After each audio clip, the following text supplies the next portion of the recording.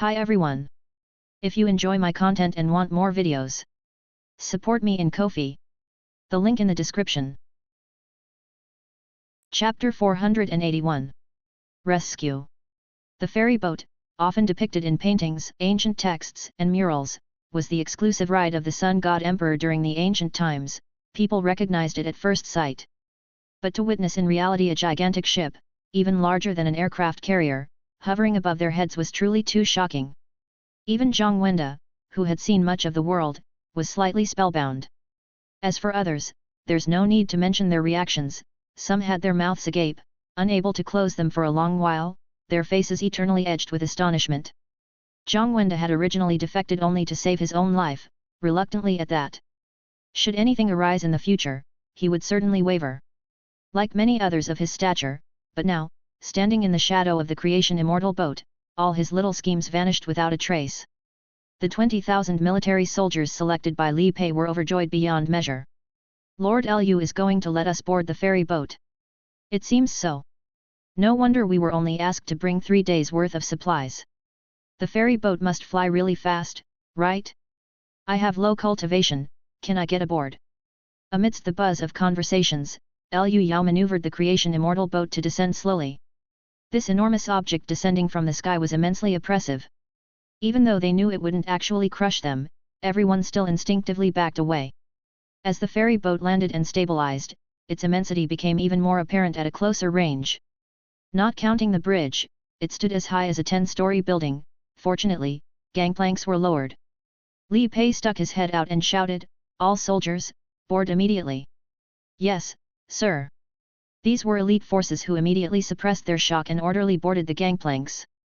The commander of the Imperial Guards, Dong Fuxiang, insisted on joining them. With his rank, he would definitely be expected to stay in Imperial City, but the allure of the ferry boat was too hard to resist.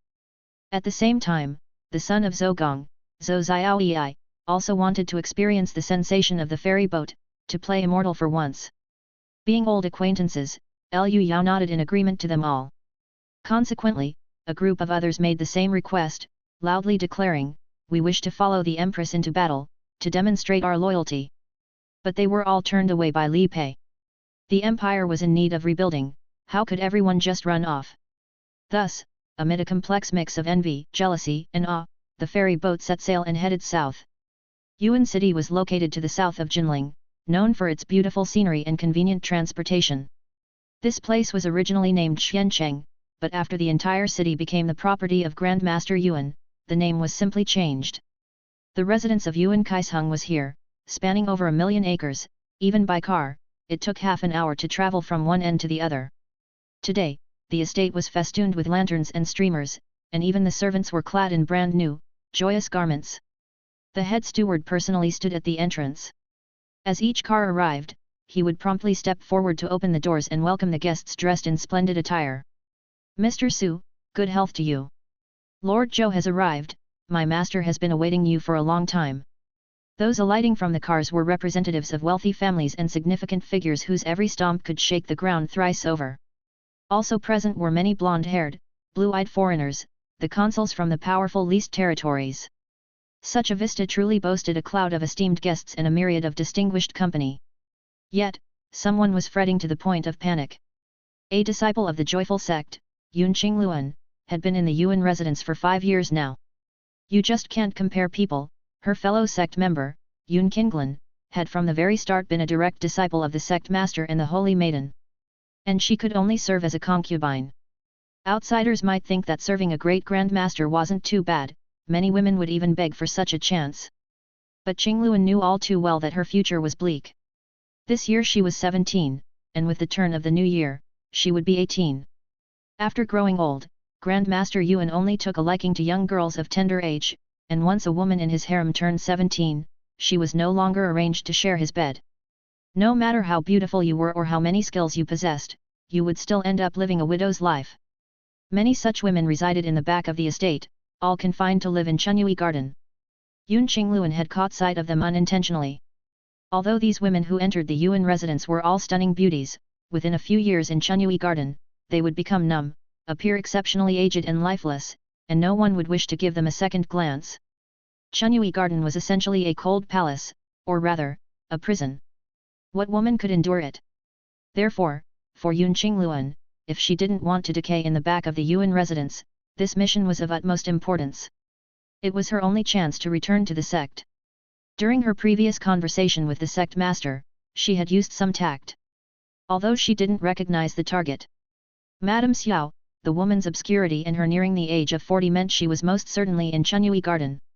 So the task was not as difficult as she had made it sound. What she needed to do next was to enter Chunyui Garden and locate the target. She glanced up at the sky, noting that it was almost time for lunch. The perfect moment. Luck was on Yun Qingluan's side today. There was a grand banquet in the residence, and all the servants had been called to the main hall, leaving the back of the estate nearly deserted. Furthermore, her movements went unnoticed in the back of the estate as a woman could move about without drawing attention, even when entering Chunyui Garden, where only a few idlers glanced her way. Upon entering, she found the place starkly different from the outside world's splendor. She saw dilapidated buildings neglected over the years, dripping eaves from residual rainwater, and the air filled with a faint but persistent stench of decay and damp moldiness.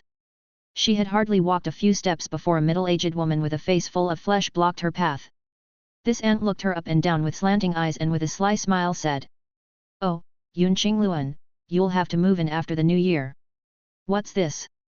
Coming to familiarize yourself in advance." This person was the manager of Chunyui Garden. Sister E. Yun Qingluan, on a mission, was not irritated and approached with a smile. "Sister E, I've been feeling uneasy today, so I came to have a look. Please don't look down on this small token of appreciation." As she finished speaking, she handed over a 5-tael silver ingot. It sounded little, but in the other world, it was a considerable amount, an impressive bribe. It was also half of Yun Qingluan's entire fortune. Quickly pocketing the silver ingot, Sister E's expression softened. "Madam Yun Qingluan is truly generous. I'll pick a clean room facing the sunrise for you in advance." "Thank you, Sister E." Yun Qingluan replied with a tranquil smile. As the saying goes, it's good to have nice neighbors. I'm not particularly concerned about anything else, but I'd like to have an elder sister next to me, someone to talk to and relieve boredom with. That would be perfect. Upon hearing this, Sister E frowned slightly. "Just so you know, we strictly forbid visiting and chatting on ordinary days. You're expected to stay inside your room if there's nothing to do." Yun Qingluan was momentarily speechless. Without even this bit of freedom, this hellish place really was like a jail. 9:30. "Fortunately," Sister E hinted, "but as long as you know how to get along, life won't be bad anywhere." This was a blatant request for money, and without hesitation, Yun Qingluan handed over another 5 taels of silver. Sister E's smile bloomed like that of a man eating flour. "Sister Yun Qingluan, you're truly open-handed." She then provided some guidance on which rooms were the best and which neighbors were good to get along with. "I'm feeling a little dizzy from all the information. May I look around first?" "Suit yourself, sister. I have to arrange for the midday meal, so I can't accompany you." At that moment, several elderly women were distributing midday meals in wooden buckets, with women from Chunyui Garden each coming out with bowls to get their food. The meal was nothing more than gruel with some vegetable broth, not even as good as what the lowest servants ate. The women, as always, seemed numb and aged. This scene only reinforced Yun Qingluan's determination to escape. To enter the cold palace at 18 really was worse than death. Yun Qingluan strolled leisurely, appearing unhurried, yet her eyes were carefully searching. But after a long while, she still had not found the target person. A woman approaching 40 should stand out here. Feeling that staying any longer would arouse suspicion, she grew increasingly anxious. Just then, another group of people arrived. It was the head steward of the Yuan residence. "Sister E. Pick out a few charming ones quickly. The master needs to entertain some honored guests. Hurry." Chapter 482. No impression at all. Yuan Kaisheng, having cultivated all the way to the Golden Body realm, naturally encountered quite a few like Duan's Hegi who sought to curry favor by offering their daughters. The daughters of some major powers were officially registered as concubines upon being given. As for those from minor powers, they were accepted as mere bed-warming maids. The status of these women was only slightly higher than that of servant girls, and some not to Yuan Kaisheng's taste had never even seen his face. At this moment, the chief steward came rushing over in a fluster, Hurry and choose a few mature beauties who still retain their charm, Governor Lu has quite a taste for that. It was quite the norm for grand households to provide bed-warming services and scent beauties when engaging in social relations. With a face full of meat and oozing with flattery, the matron hurriedly responded, "Just wait a moment, I will go and choose for you right away." The chief steward reminded her, "Look in the west garden, don't stir up trouble in the east garden for me." "Don't worry, I'm aware of that," said the matron as she headed straight for the opposite courtyard. Hearing their conversation, Qingluan finally understood. So Chunyui Garden had two separate courtyards. The east garden where they currently were was for women who had served Grand Master Yuan. And there was another west garden inhabited by those who had been sent but never touched.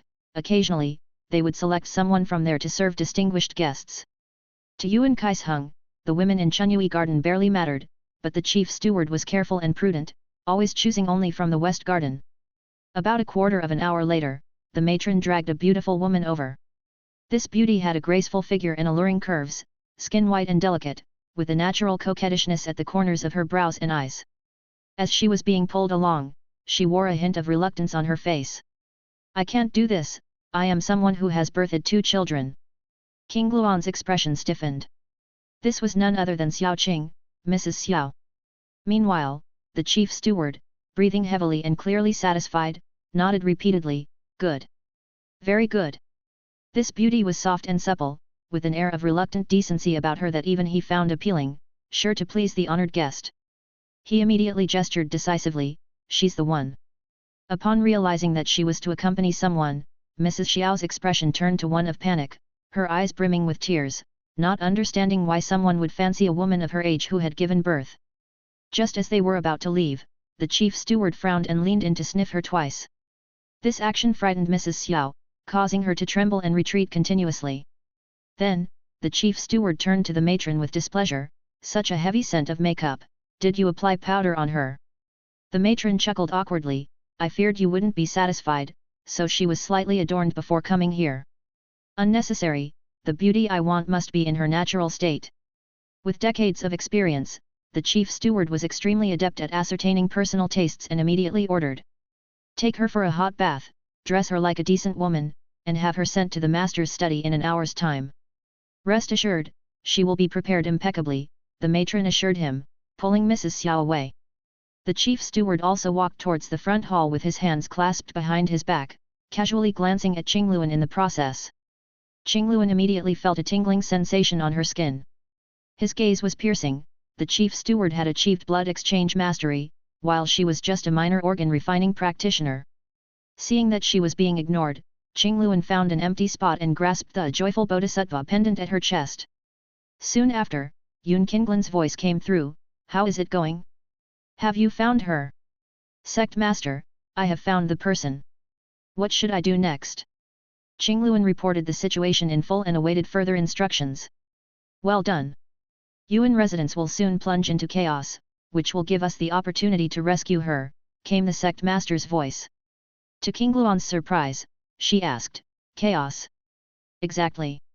When the time comes, you must ensure Mrs. Xiao's safety." "I will arrive at the first opportunity," the voice continued. You are coming in person? What on earth makes Mrs. Xiao so important?" Between the ensuing chaos at Yuan residence and the rescue mission, Qingluan's mind was a whirl. But she didn't have time to ask more questions and quickly agreed, "I will risk my life and spare no effort." The banquet was full of distinguished guests, and Yuan Kaisheng was brimming with confidence and pride. Those in attendance were from powerful families that had dominated various industries for 600 or 700 years and controlled the economic lifeline of the nation. With their support, Yuan Kaisheng felt he was like Liu Bang of the Han dynasty, who had obliterated the states of Qin and Chu. As for Liu Yao, at best, he's just a Xiang Yu, he said. Raising his glass with a blonde, blue-eyed Westerner, Yuan Kaisheng downed the fine wine in one gulp. With the support of the Western powers added, I will surely be the one who laughs last. At that moment, Yuan Kaisheng's head was filled with thoughts like governing the rivers and plodding slowly. While he was indulging in his daydream, he suddenly saw a young man not far away getting into a dispute with a guard. Thinking it was someone from a minor family coming to offer a toast and being in a good mood, Yuan Kaisheng instructed the guards to let the man approach. The arrival was a handsome young master dressed in brocaded robes, who had only achieved the blood exchange realm, and he said loudly. This person was the cousin of Liao Ya and Liao Qi. The very same Xiao Zhan who had suffered at the hands of Liu Yao's long spear. Yuan Kaisheng simply nodded, without any special acknowledgement. Xiao Zhan could tell at a glance that the Grand Master had completely forgotten about his family. With people coming every day to pledge their loyalty, Yuan Kaisheng indeed had little recollection of certain minor families. Xiao Zhan felt both ashamed and annoyed in his heart, but he didn't dare show it on his face and said respectfully. Junior has an important matter to report. May I request a moment of your time to step aside? Yuan Kaisheng, a bit curious, then took Xiao Zhan to a side room. All right, you may speak now. Reporting to Grandmaster Yuan, about 15 years ago, my Xiao family offered a woman named Xiao Qing to serve you. She is the biological mother of the two senior sisters of Liu the demon. Upon hearing this, Yuan Kaisheng suddenly stood up. Are your words true? Xiao Zhan bowed and said. Absolutely true. Everyone knows how dearly Liu the demon dotes on his two senior sisters. With their mother in your hands, Liu surely wouldn't dare to make a move. Yuan Kaisheng was overjoyed. Excellent, today you shall be credited with the greatest merit, and this official will not fail to reward the Xiao family. Xiao Zhan replied with a smile, Junior is unworthy of such praise. Next, Yuan Kaisheng racked his brains for a long time to no avail. He had no recollection of Madame Xiao whatsoever. He hastily called for his chief steward to inquire. The chief steward blinked confusedly, at a loss as well. With nearly 10,000 women in the rear estate, it was impossible for him to remember each one, especially those who came from smaller households like the Xiao family. The Xiao family didn't even have an innate expert, they had merely pledged their allegiance early on. However, this was a serious matter, so the steward hurriedly asked for details about Xiao Qing's age, appearance and the time she joined the household to aid in the search. Xiao Zhan gave a detailed account, and the more the steward listened, the more he felt something was off. It seemed too similar to the beautiful woman he had just seen. Just as he was about to report this, he saw his master's face change drastically. Suddenly, there were waves of exclamations coming from outside. Yuan Kaisheng soared into the sky, breaking through the roof to the outside, and right then, he saw a massive object floating above their heads. A levitating warship. With such a display, it was clear that the arrivals bore no good intentions, and the guests were already in utter disarray. A ferry boat. It's Liu Yao. Go, seize that Xiao Qing. Hurry. Liu Yao stood atop the creation immortal boat, looking down at the chaotic crowd below. Today is quite the coincidence, everyone is here, making it convenient to catch them all in one net. The girls and the spiritual sparrowhawks were eager to move, and the mecha warriors were also ready. Chapter 483. I have come to greet you by the command of Lord Liu. The creation immortal boat cruised at a speed of about 300 km per hour, the slowest among Liu Yao's various flying methods, but its momentum was the strongest. The colossal object, larger than an aircraft carrier, seemed to press down slowly yet swiftly, blocking out the sunlight and appearing as if the sky were falling. Under the impending might of an apocalypse, the guests were terrified out of their wits, scurrying around in panic. The three scheming Yuan Kaisheng turned pale. Xiao Zhan was dumbfounded and trembling with fear. Liu Yao's rise was too swift, the Xiao family hadn't even had time to react before suddenly facing an enemy capable of crushing them with ease. The entire family was in constant turmoil, and the strategies devised by several family elders were akin to burying their heads in the sand, praying for peace based on their blood connection. But Xiao Zhan refused to let his life be controlled by others. The moment he saw an opportunity with Yuan Kaisheng, he immediately came knocking. This young master had only heard of Liu Yao's strength through rumors and had no direct understanding of it. It wasn't until he witnessed the creation immortal boat looming over his head that he realized the magnitude of his mistake. But some things can't be undone. The moment he heard Yuan Kaisheng roar, "Quick, seize that Xiao Qing!" Xiao Zhan reacted faster than the head butler, his expression fierce. Junior is willing to provide the most humble of services. Having said that, he and the head butler immediately deployed their movement techniques and dashed straight for Chunyui Garden.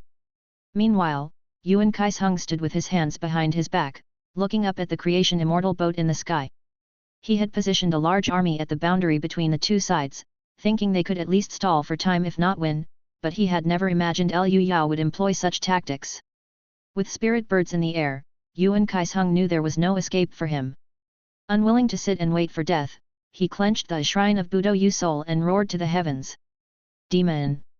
Here lies the cream of divine lands crop and foreign dignitaries, by rashly attacking and disturbing them, aren't you afraid of making enemies out of the whole world? This thunderous roar echoed across the land, but the response he received was a giant with 3 heads and 6 arms, resembling a god or devil. 100-meter-tall giant descended from the sky, extending a hand as large as a truck, and the technique Tathagata palm, Buddha shakes the mountains and rivers thundered down. At this moment, in Chunyui Garden, Qingluan closely followed her master, feigning eagerness to please. I have nothing to do today, so let me help you with something. Her master, used to people trying to please her, said dismissively. You just need to wash her clean and let the servants take care of it. As they spoke, they had already arrived inside the chamber. The servant women had heated water ready, for Madame Xiao to bathe and change her clothes. Madame Xiao's face showed unwillingness, on the verge of tears. When she remarried back then, she was actually very happy. After all, marrying a great Grand Master of the imperial court with no leaks was a decent fate. But to her dismay, she came here without status, had lived more than a dozen years as a widow, and now she was even reduced to a mere concubine. Thinking of her miserable fate, tears streamed uncontrollably down her face like a broken string of pearls. At that moment, the servant women had removed Madame Xiao's clothes, revealing her stark white body. The seductive curves of a mature woman, coupled with her timid demeanor, were incredibly enticing. Her master's jealousy was written all over her face as she scornfully said. What a wanton creature, look at that flirtatious bearing, no man could resist. Too bad any prowess here is futile. Qingluan also sighed inwardly, Madame Xiao truly exuded seduction to the bone. Just then, they all suddenly noticed the light dimming, followed by a deafening boom. The windows shattered instantly, the earth trembled, and the whole house shook. What's happening? Is an earthquake occurring? Her master was not too flustered, this was after all the Grand Master's mansion, the safest place in the world. But then, thunderous booms resounded one after another, clearly indicating a battle between powerful fighters. Even Madame Xiao realized something was amiss, quickly jumping out of the bath and putting on her clothes. When they stepped outside, they were stunned by the sight of the creation immortal boat in mid-air. Qingluan, having been warned by the sect master, was mentally prepared and reacted first. This is the so-called Great Chaos at the Yuan residence? They're aiming to exterminate the entire family. It must be Lord Lu attacking. No wonder the sect master dared to come in person. Qingluan glanced at Madame Xiao and thought to herself, this woman's identity must be extraordinary. Meanwhile, cries of alarm and shouts, as well as orders from the Yuan private army, could be heard all around. Sister Yi panicked, her hands and feet flailing as she did not know what to do. Seizing the opportunity, Qingluan hesitated no longer and silently removed her hairpin, stabbing fiercely towards Sister Yi's Dazui point from behind. This was a lethal A-cup ointment, where even an organ-refining warrior hit by this strike would breathe their last. Just as the hairpin pierced the flesh, Qingluan was about to rejoice, but Sister Yi suddenly lunged forward, evading the deadly strike. You bitch! You little whore! Blood streamed from the vital spot on her spine. Sister Yi's horse-like face was a mix of shock and rage as she cursed vehemently. Had it not been for her consistent practice on normal days, she would have already met her demise. With a smile on her face, Qingluan spoke to Madame Xiao. I am a disciple of the joyful sect, sent here on a covered mission. Madam, you need not panic, the sect master will arrive shortly, and today we shall follow Lord Lu to flatten the Yuan residence. These words, meant to intimidate Sister Yi, felt particularly real in the dire circumstances that surrounded them. Sister Yi ran off without a word, clutching her wound. Qingluan breathed a sigh of relief, and hurriedly pulled Madame Xiao in the opposite direction. The sounds of clashing grew more frequent in the distance, explosions thundered incessantly, and now and then, fragments of walls and broken beams whistled through the air, smashing into buildings. Battle cries and shouts of killing were also carried by the wind. Madame Xiao, let's leave the Yuan residence and meet up with the sect master first, this place will soon turn into a battlefield.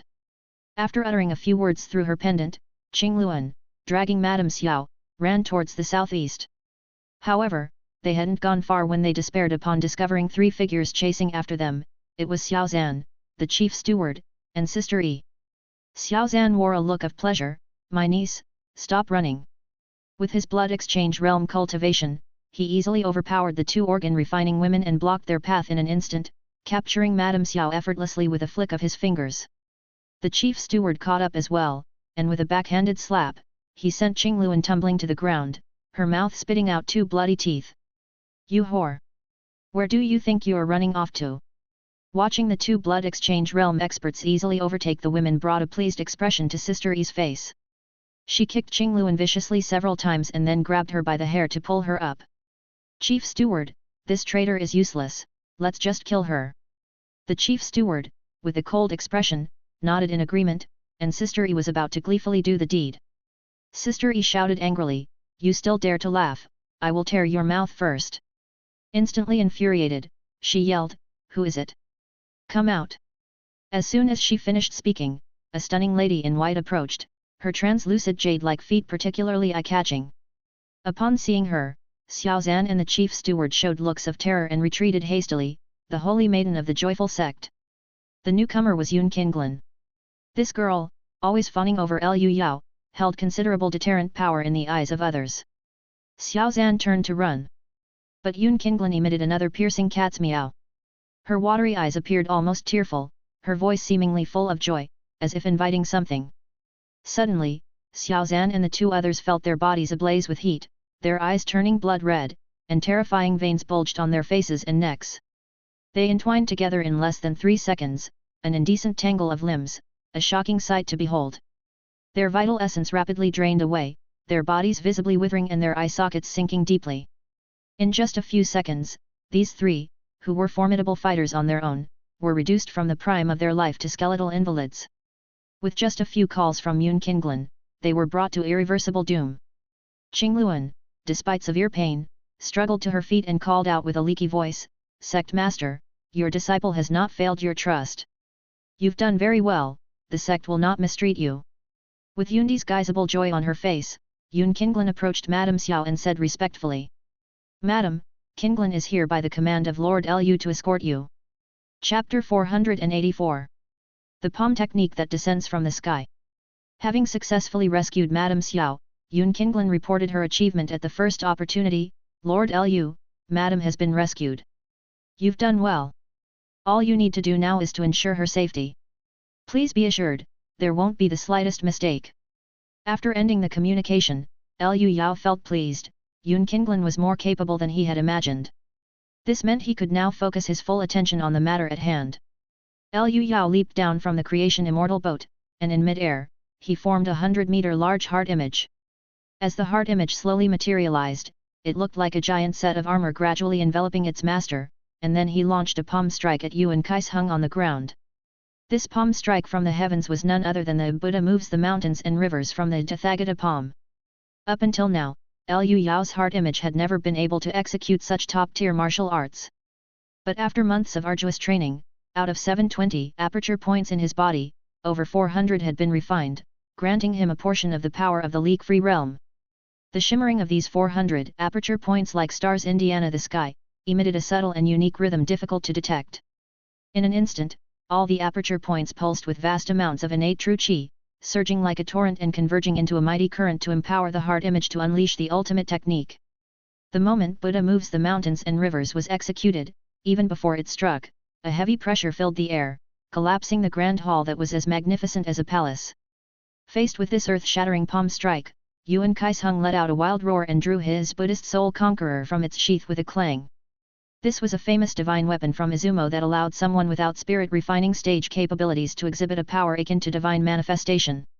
Using power not one's own always came with a price, and the price for this divine weapon was the divine souls of living humans, brimming with intense negative emotions.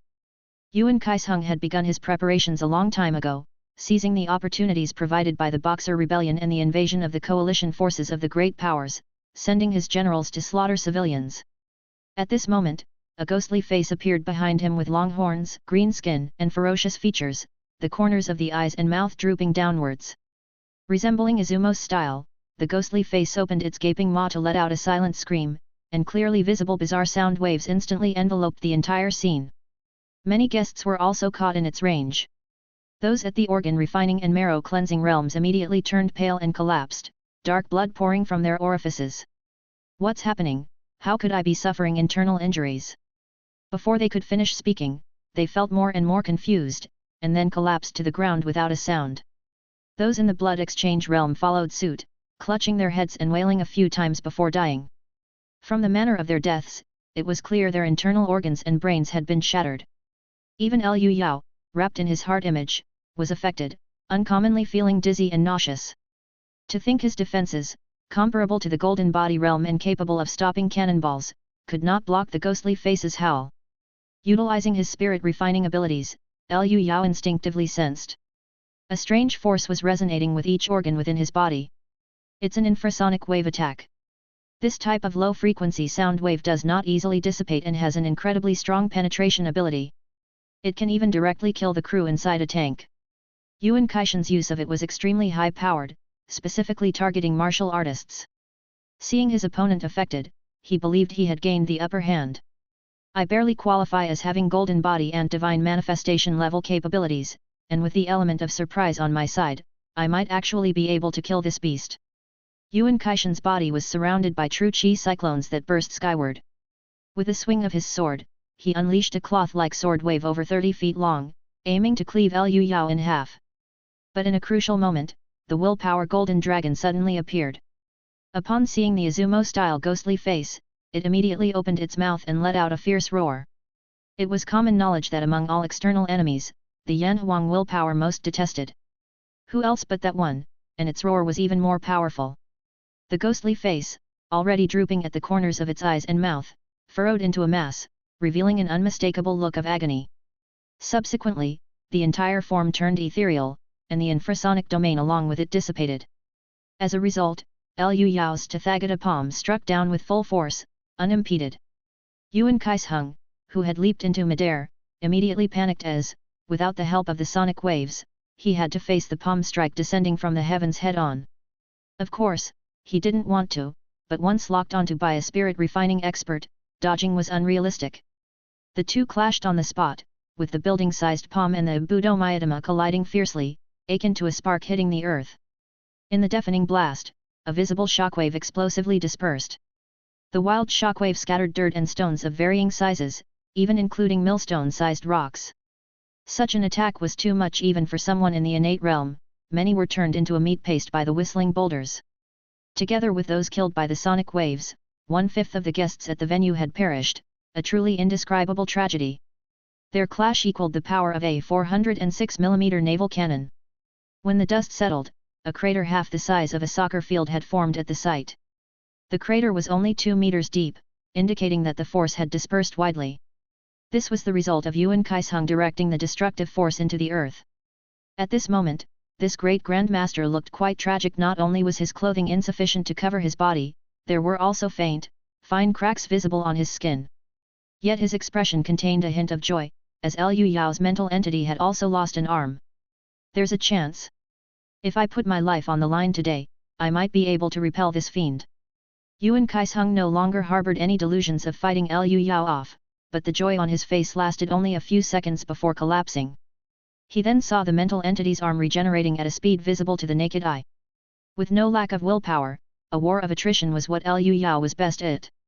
After briefly moving his newly grown limb, he continued maneuvering his massive body to break through the air, morphing his 6 fists into hammers and swinging them full circle to pummel the enemy. Yuan Kaisheng wasn't foolish and, seeing that his enemy's frontal combat power was extremely strong and that he possessed an abnormal recovery ability, immediately turned tail and fled. Moreover, he ran towards the most crowded area of guests, seemingly using these people as human shields. These were the core interests suffering damage, those openly rebelling.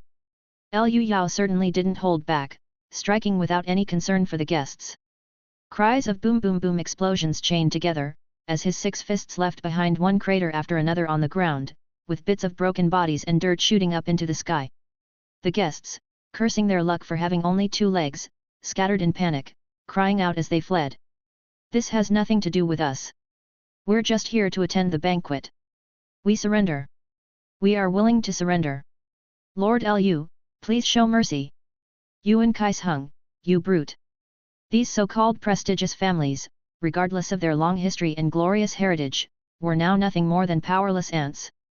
Neither Liu Yao nor Yuan Kaisheng cared for them, one smashing and the other dodging, seemingly enjoying the chaos.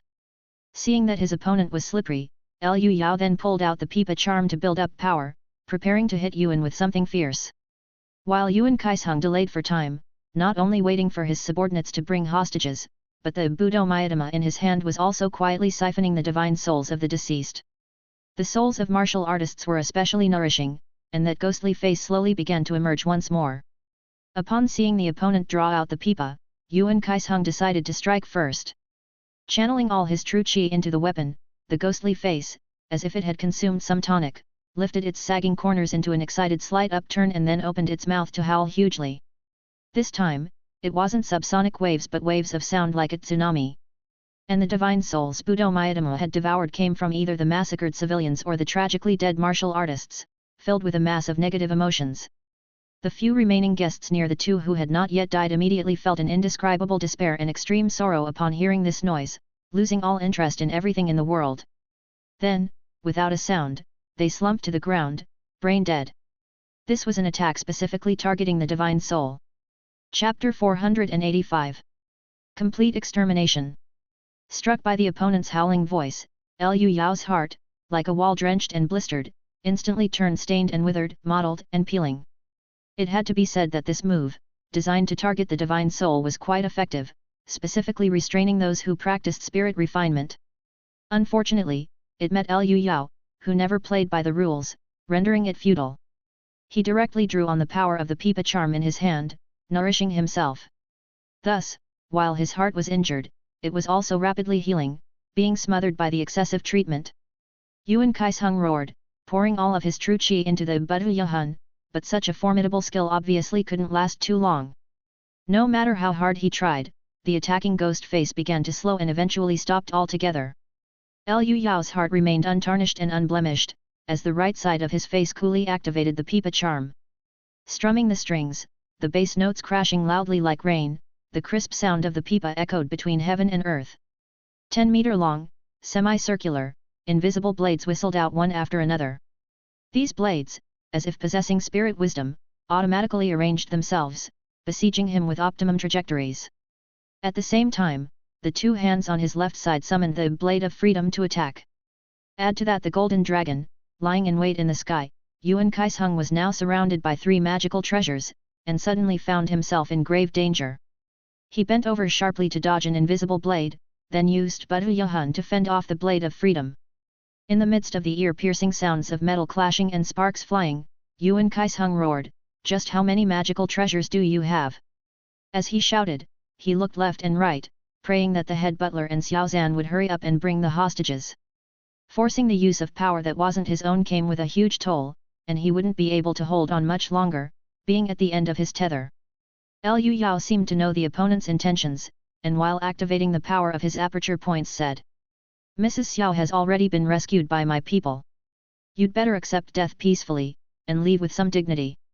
All the aperture points around his body trembled in unison, abundant true qi supplied his heart, as Liu Yao activated Zai Xing Shen and instantly closed the distance to Yuan Kaisheng. In the face of the opponent's helpless and panicked expression, Liu Yao drew a circle with his palm and struck fiercely, executing Regret of the Dragon. Yuan Kaisheng was already struggling to cope with the invisible blades and the Blade of Freedom, and had absolutely no way to escape Liu Yao's targeting. No matter where he tried to dodge, it was as if he was throwing himself into the fray willingly. All he could do was curl up his body and place Budu Yahun in front of him, bracing for impact. Amid the thunderous, dull sound, Liu Yao's palm connected solidly with the opponent. Yuan Kaisheng was sent flying backward, his body stretched out long as he was rammed into the ground like a cannonball. Unable to release his kinetic energy, it pushed him through the solid ground, tumbling and ploughing until he carved out a trench nearly 100 meters long before coming to a stop. The friction created high temperatures, and the long trench slowly smoked and sizzled. Straight after, dozens more invisible blades automatically tracked and accurately struck. Amid the harsh cutting sounds, crisscrossing deep gashes appeared at the end of the trench, causing a large-scale collapse due to the compromised structure. The subsequent attacks filled the scene with smoke and dust, creating a foggy veil that obscured the view. Liu Yao already knew the outcome, and with a gesture, recalled all his magical treasures, as the heart also steadily shrank back to a normal height of 15 meters. It wasn't long before the dust settled, and Yuan Kaisheng staggered to his feet from the rubble and stones. This great Grand Master was covered in mud and barely recognizable, and one of his eyes was blinded. Resentfully, he said. In times without heroes, the mediocre rise to fame. You are just lucky. The last few words were uttered with difficulty, as his body was slowly fracturing, just like cracked porcelain. The Izumo Emperor, the royal families of the Western powers, they will not let you off. At most, you will die a few days later, and the entire divine land will turn into an inferno. Barely finishing his last words, a sound of shattering metal came from the void. The cracks on Yuan Kaishan's body had spread to the deepest part of him, and he fell apart like badly glued porcelain, even spurting golden blood. His eyes widened with ruptured veins, and he collapsed with a thunderous fall. Liu Yao paid him no further attention and turned to look in another direction. A towering pillar of light descended from the sky in the distance, amongst the thunderous booms that shook the earth and moved the mountains. It was Yu Yanmei spurring the divine sword Tai. About 800 guests scattered and fled the scene, yet not all were so unfortunate as to be affected by the battle between the two. But just because they had escaped, it didn't mean they were safe. At that moment, Li Pei looked down upon them, her pretty face frosty as she said. My lord doesn't wish to trigger widespread war, so not a single one of these openly rebellious traitors can be let go. The other women nodded in agreement, and Yu Yanmei said, let's go up. A few of them descended from the sky, blocking the way. However, it was the three recently advanced spiritual sparrowhawks that made the first move. This battle was just right for them to get accustomed to their newly empowered bodies. The three spiritual sparrowhawks flapped their wings and turned into three long, dark shadows sweeping over the crowd, leaving countless bodies neatly severed in half. One headless figure ran over a dozen steps forward before finally toppling to the ground. Like the sickles of death, the three spiritual sparrowhawks consecutively swooped through the crowd, leaving behind corpses in various terrifying states of death. Their flight was highly unphysical, shifting from stillness to motion at will and often making abrupt 180-degree turns while at high speed. After congealing the demon core, the spiritual sparrowhawks also possessed true qi, a peculiar life energy, alongside an ability similar to controlling qi, resulting in a qualitative leap in their flying capabilities. Moreover, true qi comprehensively enhanced their bodies, vastly increasing their offensive and defensive attributes. Especially their claws, more fearsome than divine weapons, could easily shred any martial artist below the innate realm like paper. The massacre turned the scene into utter chaos, and as the crowd thinned, several strangely fast figures stood out. Rather than running, they seemed to be floating. These were the consuls of foreign settlements, all vampires. In the next second, a streak of light passed by, and Pingan swept through like lightning to snatch one up, curiously holding it before her face to look. The vampire spat out foreign words from its mouth. It was unclear whether it was threatening or begging for mercy. Pingan nodded like lightning and dug out the vampire's blood core, swallowing it in one gulp. The speed was so fast that the vampire didn't even have time to react, stunned for a moment before screaming and turning to dust.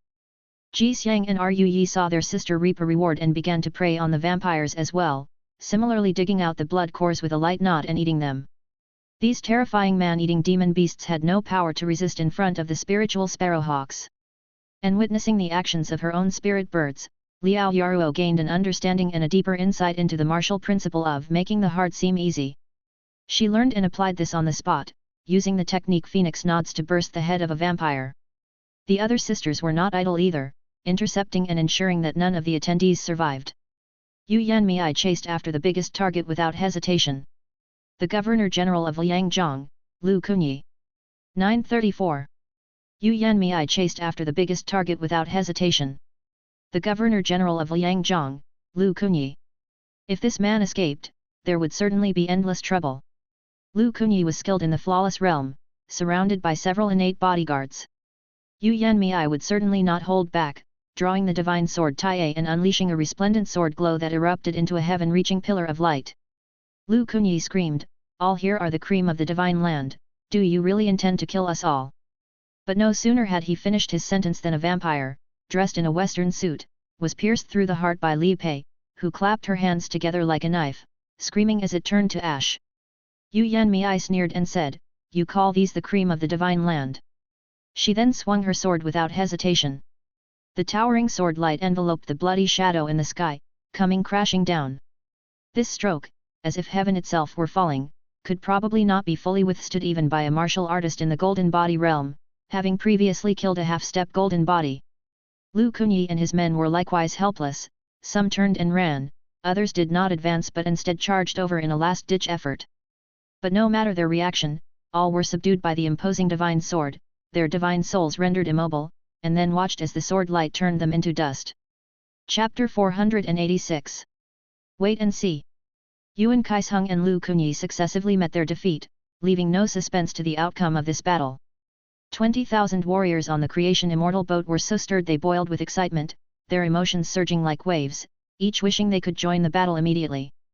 This was, after all, the decisive battle to set the new dynasty's foundations.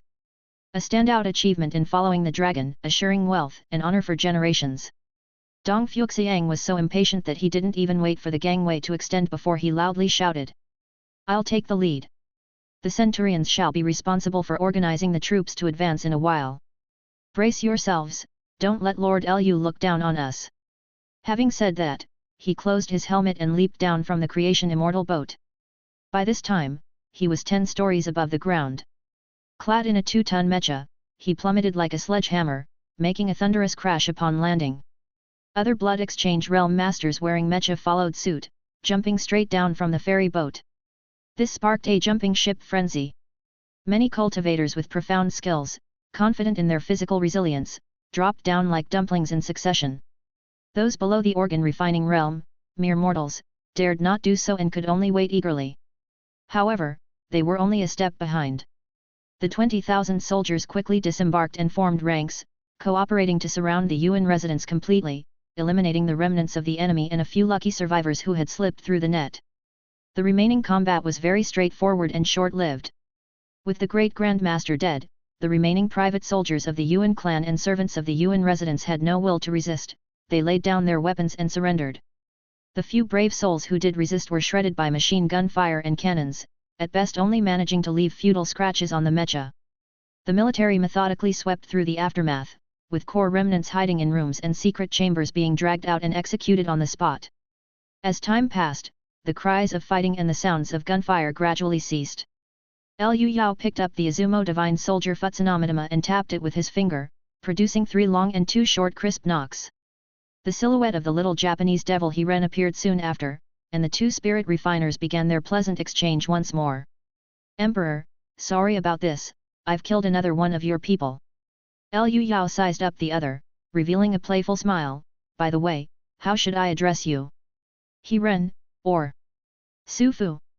Su Fu or He Ren, who were one and the same, said calmly at this moment. It's been a long time since I've heard that name. You seem to know quite a lot. Have you seen the ancestral dragon? Lu Yao chuckled, that's right. He misses you terribly and can hardly wait to see you.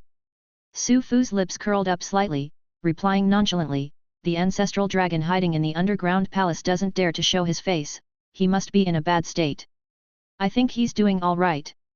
Why don't you come over now for a long-awaited reunion? The 2 conversed with calm expressions, each probing the other. The situation was that both sides had their own concerns, as one does when using a long stick to beat a wolf. They feared both ends. Interestingly enough, both believed that time was on their side and that they would have the last laugh as things developed. Su Fu swept his hand, cutting off the communication, and said before leaving, words are of no use, let's just wait and see. Lu Yao tapped his fingers lightly on the katana, lost in thought for a while. She didn't disturb Lu Yao and was intent on examining Yuan Kaishan's corpse, preparing for the progression into the Jin Gold body realm. However, the divine sword Tai at her waist suddenly began to tremble, unsheathing itself and pointing at the Futsunamitama, the blade pulsing with eagerness as if ready to strike. Tai clearly desired to cut down this Izumo warrior katana, and Yu Yanmei was unable to hold it back. Noticing this, Lu Yao, holding Futsunamitama, gestured, come and strike then. Yu Yanmei, reluctant to let go of Tai's sword, hesitated.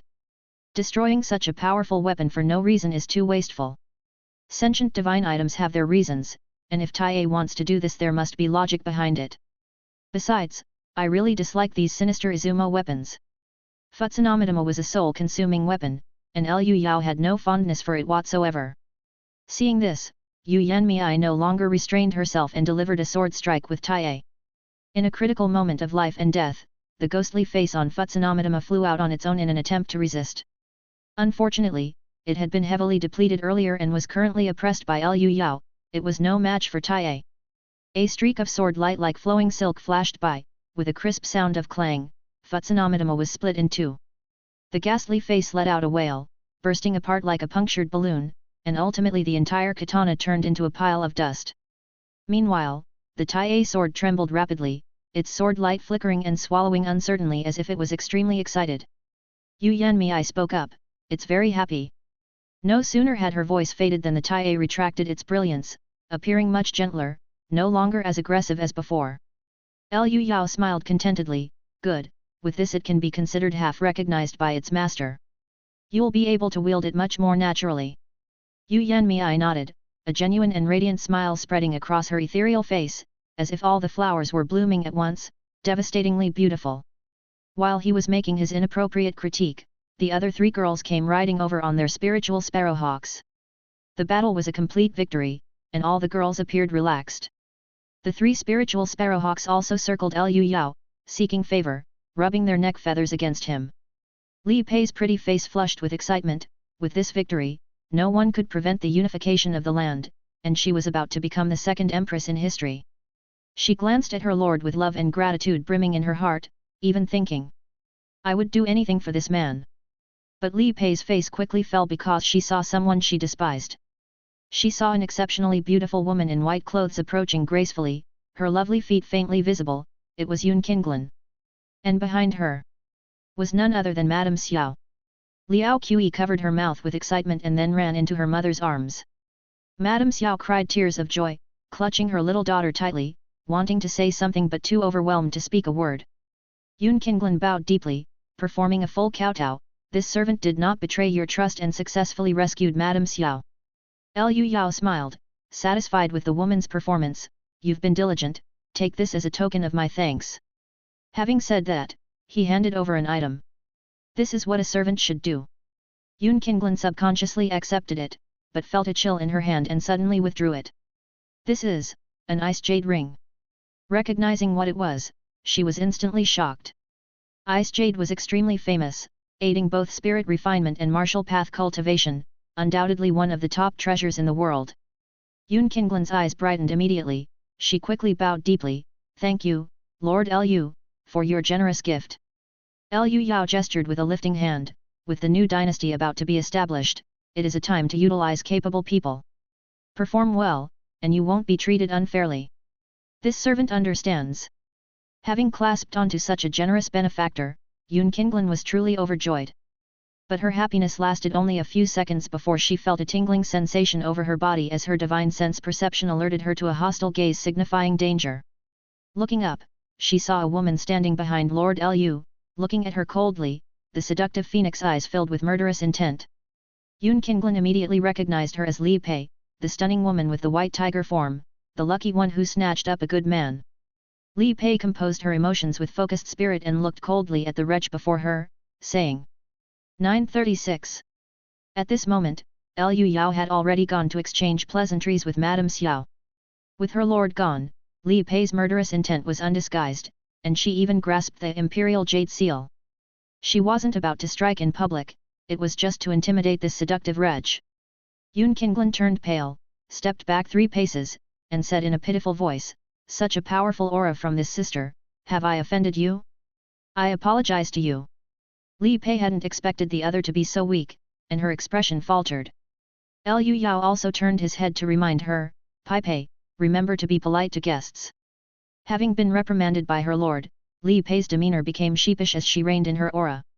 Just then, Yun Qinglan, who had been playing the part of the weak, suddenly showed a mocking and disdainful expression, rolling her eyes in scorn. This expression was fleeting, but Li Pei, being firmly established in spirit refinement, could not have mistaken it. She was about to erupt in fury when the other returned to a submissive demeanor, leaving her with no outlet for her rage. To continue would only serve to cement the reputation of a jealous woman. Li Pei composed her emotions with focused spirit and looked coldly at the wretch before her, saying, "Very well. We shall see." Chapter 487. Mother and daughter reunite, fulfilling their wish. Li Pei's side was tense, swords drawn and crossbows loaded, yet elsewhere there was warmth. "Thank you, Lord Lu, for the rescue. I'm sorry to have caused you trouble." Xiaoqing bowed deeply with a sincere expression. Liu Yao quickly helped her up, saying, "Madam, you are too polite. It is my duty to help." The moment he touched the arm of the beautiful matron, a stirring feeling arose in Liu Yao's heart. The girls in his own family were all young and taught, even Yu Yanmei, the eldest, was the same. But this ripe madam before him was soft and tender to the touch, a sensation entirely different but very comforting. Xiaoqing leveraged his support to stand, unaware of the many thoughts that had flashed through the mind of the powerful man before her. She only felt that her youngest daughter was incredibly fortunate to be married to a divine manifestation. She considered herself lucky through her daughter's status, finally escaping from a life of suffering. At that time, Liao Qi, with a smile as bright as flowers, clung to her mother's arm and said coquettishly, "Liu Yao, thank you." Liu Yao smiled warmly, "Seeing you and your mother reunited fulfills a wish of mine." Impressed by her son-in-law's strength and kindness, Xiaoqing voiced her approval, "Young Master Liu, my little girl is truly blessed to be married to you, a fortune she must have cultivated in a former life." Liu Yao responded with a modest smile, "Madam flatters me, it is I who am fortunate to have married the sisters." Xiaoqing grew more satisfied with her son-in-law, but something he said puzzled her, "Married the sisters?" Liao Qi whispered in her ear, "Mother, my sister is also married to Liu Yao." Xiaoqing, who had been isolated in the cold palace, was not yet aware of this. Just as the atmosphere was becoming warmer, the sound of heavy footsteps approached. It was Dong Fuxiang, leading a group of officers to report their gains and seek instructions for their next steps. Reporting to Lord Lu. The army has already purged the Yuan residence. Dong Fuxiang bowed deeply as he reported. We have annihilated 500 enemies, captured 4,000, and there are more than 20,000 servants and concubines awaiting their fate. Additionally, we've seized 500,000 carriages laden with silver, countless jewels and antiques, as well as 1,000 tales of gold and various secret manuals. After finishing his report, Dong Fuxiang presented a chest with both hands. Inside were the most precious gold and secret manuals, naturally to be offered first. Liu Yao casually glanced at the contents and had Liao Yab put them away. After contemplating for a moment, he said, "Only the ringleaders shall be punished, the others are not to be questioned. Release everyone who can be released." "Your mercy is profound, my lord." Dong Fuxiang bowed in agreement, and then added, "However, there is one person whom I dare not deal with on my own." An underling timely escorted a prisoner forward. It was a considerably thinner Xiaozan comrade. At that moment, he was in a sorry state, his trousers filthy, and he immediately pleaded with Xiaoqing for mercy. "Auntie, save me. I was bewitched, please spare my life."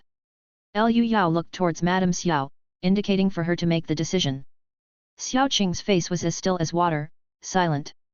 She was an extremely gentle and soft-spoken woman, much like Liao Ye. Such a woman seemed to have kindness written all over her face, likely to show leniency to a junior family member begging for mercy, even if that person had previously sought to offend her. Everyone present, including Liu Yao, thought this would be the case. Yet, Xiaoqing's demeanor turned cold, and she said sternly, "It is a tragedy for our family to produce such a degenerate. I ask that you, Lord, deal with him to cleanse our family's honor."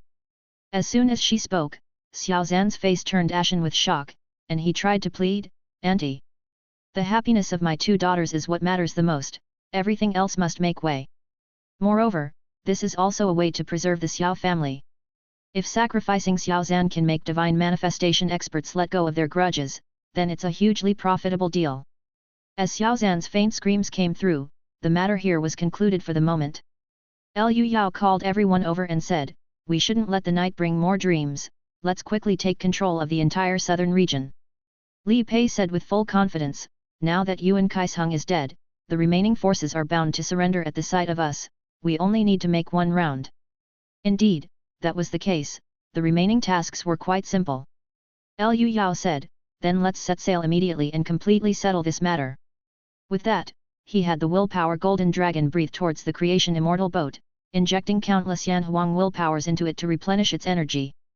Out of the 20,000 warriors accompanying the ship, 1,000 were left behind to wrap things up, while the rest gradually boarded the ship.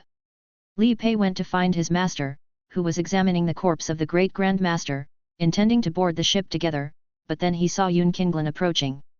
At this moment, the holy maiden of the joyful sect was wearing a white dress that trailed on the ground.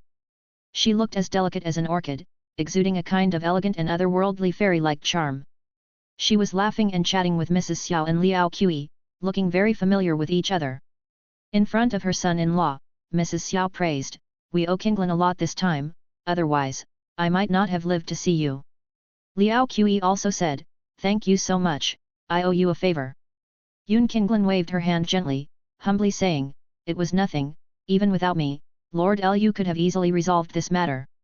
The attitude of not taking credit or being arrogant left a great impression on the mother and daughter, who chatted with her for a while longer. Liao Qi even pulled Yun Qinglan aside to whisper about how to use certain things in a box, showing their close relationship. After a short chat, the ferry boat was ready to depart. Yun Qinglan said respectfully to Lu Yao, "This concubine has important matters to attend to and cannot follow Lord Lu this time, I hope you will forgive me." Lu Yao said, "It's all right, you go ahead with your matters." Yun Qinglan smiled, "You are in the Jinwolo realm, in a few days, I will give you a grand gift." Lu Yao became somewhat curious, "A grand gift? I'll be looking forward to it." Seeing the group chat animatedly from afar, Li Pei was bitterly discontent, this little slut actually managed to cozy up. As the ferry boat departed at high speed, Yun Qinglan waved goodbye from the ground until it was completely out of sight before she stopped. The joyful sect disciples who had come with her dared to approach only now, flattering her one after another. The sect master is indeed visionary, having formed ties with Lord Lu in advance. Our joyful sect has bet on the right horse this time. The world is settling, from now on, it will be whatever Lord Lu says. Our sect will undoubtedly prosper. The crowd was enthusiastic, but Yun Qinglan raised her hand to quiet them, exuding the dignity of a sect master. This Lord Lu is not easy to serve, but as long as he is pleased, he's also bound to be extremely generous. As she spoke, she touched the ice jade ring on her index finger, eliciting envy from everyone. At that moment, Qingluan, who had greatly contributed, seemed anxious in the crowd, her mouth opening and closing as if she wanted to speak. Yun Qinglan turned to her and said, "Our sect has always rewarded meritorious deeds. From today onwards, you are my direct disciple." Qingluan was overjoyed to the point of frenzy and immediately prostrated on the ground. "Thank you, sect master. Thank you, sect master." With clear rewards and punishments, the disciples were even more sincerely devoted. Yun Qinglan smiled faintly, her breath as sweet as orchids. "Let's return to the sect and continue to work on Duan's Hegi tirelessly, aiming to send him to Lord Lu before the coronation ceremony." Chapter 488. Short of food? The next event unfolded exactly as Li Pei had said. It was a magnificent armed procession, with prefecture governments surrendering at the sight of their approach. By this time, 3 days had passed since Yuan Kaishan's defeat and death, and the Creation Immortal boat had sailed to Yuezhu, the last of the major state cities on this journey. The bigwigs in the city had long since received the news. The prefectural governor of Yuezhu, Ye Mingchen, organized a grand welcoming party. It included officials of the 6th rank and above from the whole region, representatives of aristocratic clans and sectarian groups, as well as lower-rank scholars and wealthy merchants, totaling over 10,000 people. And in the distance, countless ordinary civilians came of their own accord, eager to catch a glimpse of the splendor of the ferry boat. Everyone had been waiting in the cold, damp wind since the early morning, without a single complaint despite the long wait. Until someone with sharp eyes shouted, "They're coming!" A colossal floating warship was rapidly approaching, bearing down upon them. Even those who were prepared couldn't help but show fear on their faces, and they quickly composed themselves, adjusting their appearances, not wanting to displease those of higher status. In a short time, the Creation Immortal boat stabilized its hover and 500 mecha warriors leaped down first. They quickly arranged themselves into formation, transforming from fierce steel creatures into a tidy honor guard. The mecha warriors also sported cloaks hastily made for the occasion. The bright red color billowed impressively, adding a sense of magnificent martial prowess that offset the ferocity of their tank-like appearance. But the welcoming party was in an uproar, well aware of how dangerous these steel creatures could be. Especially the heavy mechas that only martial artists of the blood exchange realm could operate, which brought fear and awe with their diamond-shaped bulletproof glass eyes and joint protective buffering structures, eliciting a sense of unfamiliar and intriguing technological marvel. As everyone marveled, Li Pei descended elegantly on her spiritual sparrowhawk, followed by Yu Yanmei who served as her guard. Your servant Ye Mingchen pays homage to your majesty. The prefectural governor did not hesitate to bow first, even though Li Pei had not yet ascended the throne. The other officials also imitated the gesture and kneeled en masse, and in a moment a large swath of them were prostrating themselves. We pay our respects to your majesty. No need for such formalities, rise. At that moment, Li Pei exhibited utmost grace, with the demeanor of royalty in every gesture, commanding respect and deterring close scrutiny. She had become quite familiar with such scenes. As the creation immortal boat arrived at each locale, officials were bound to leave the city to welcome the new emperor with prostrations. All the powerful figures also kept a low profile, daring not to speak loudly, with those from the underworld living in constant fear. On the contrary, the common people faced no such pressures and looked up at the creation immortal boat with faces full of shock and awe. Some even kneeled and bowed continuously, hands clasped in prayer afterwards. Those around took it in stride, arguing that praying to a miracle of engineering floating in the air was more practical than beseeching earthen idols in temples. Li Pei gracefully accepted the homage of everyone present, and thus Yuezhu came under her control. From then on, there was no overt resistance throughout all of North and South Jiangnan. Now all that was left was to wait for the coronation ceremony on the first day of the new year to officially establish the new dynasty. With everything concluded, Liu Yao immediately piloted the ferry boat back to the imperial city. There were now additional passengers on board, including Lady Xiao and other officials and martial artists from the south. These were people who had clear consciences and had resolutely thrown in their lot with Li Pei. She had granted them permission to accompany her back to the imperial city to attend the coronation ceremony 3 weeks later. At this moment, those first-time ferry boat passengers were wide-eyed with amazement and shock. The people on the ground are as tiny as ants. We've just flown over Hongzhou Lake, that was so fast. This is incredible.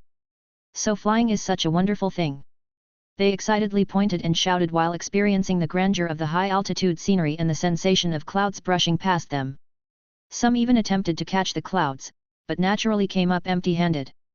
In contrast to their excitement, the soldiers who had embarked on the campaign remained calm, having seen it all before, and laughed at these country bumpkins. At that moment, a few warriors from the Zhenhai naval fleet lifted their faceplates to chat comfortably.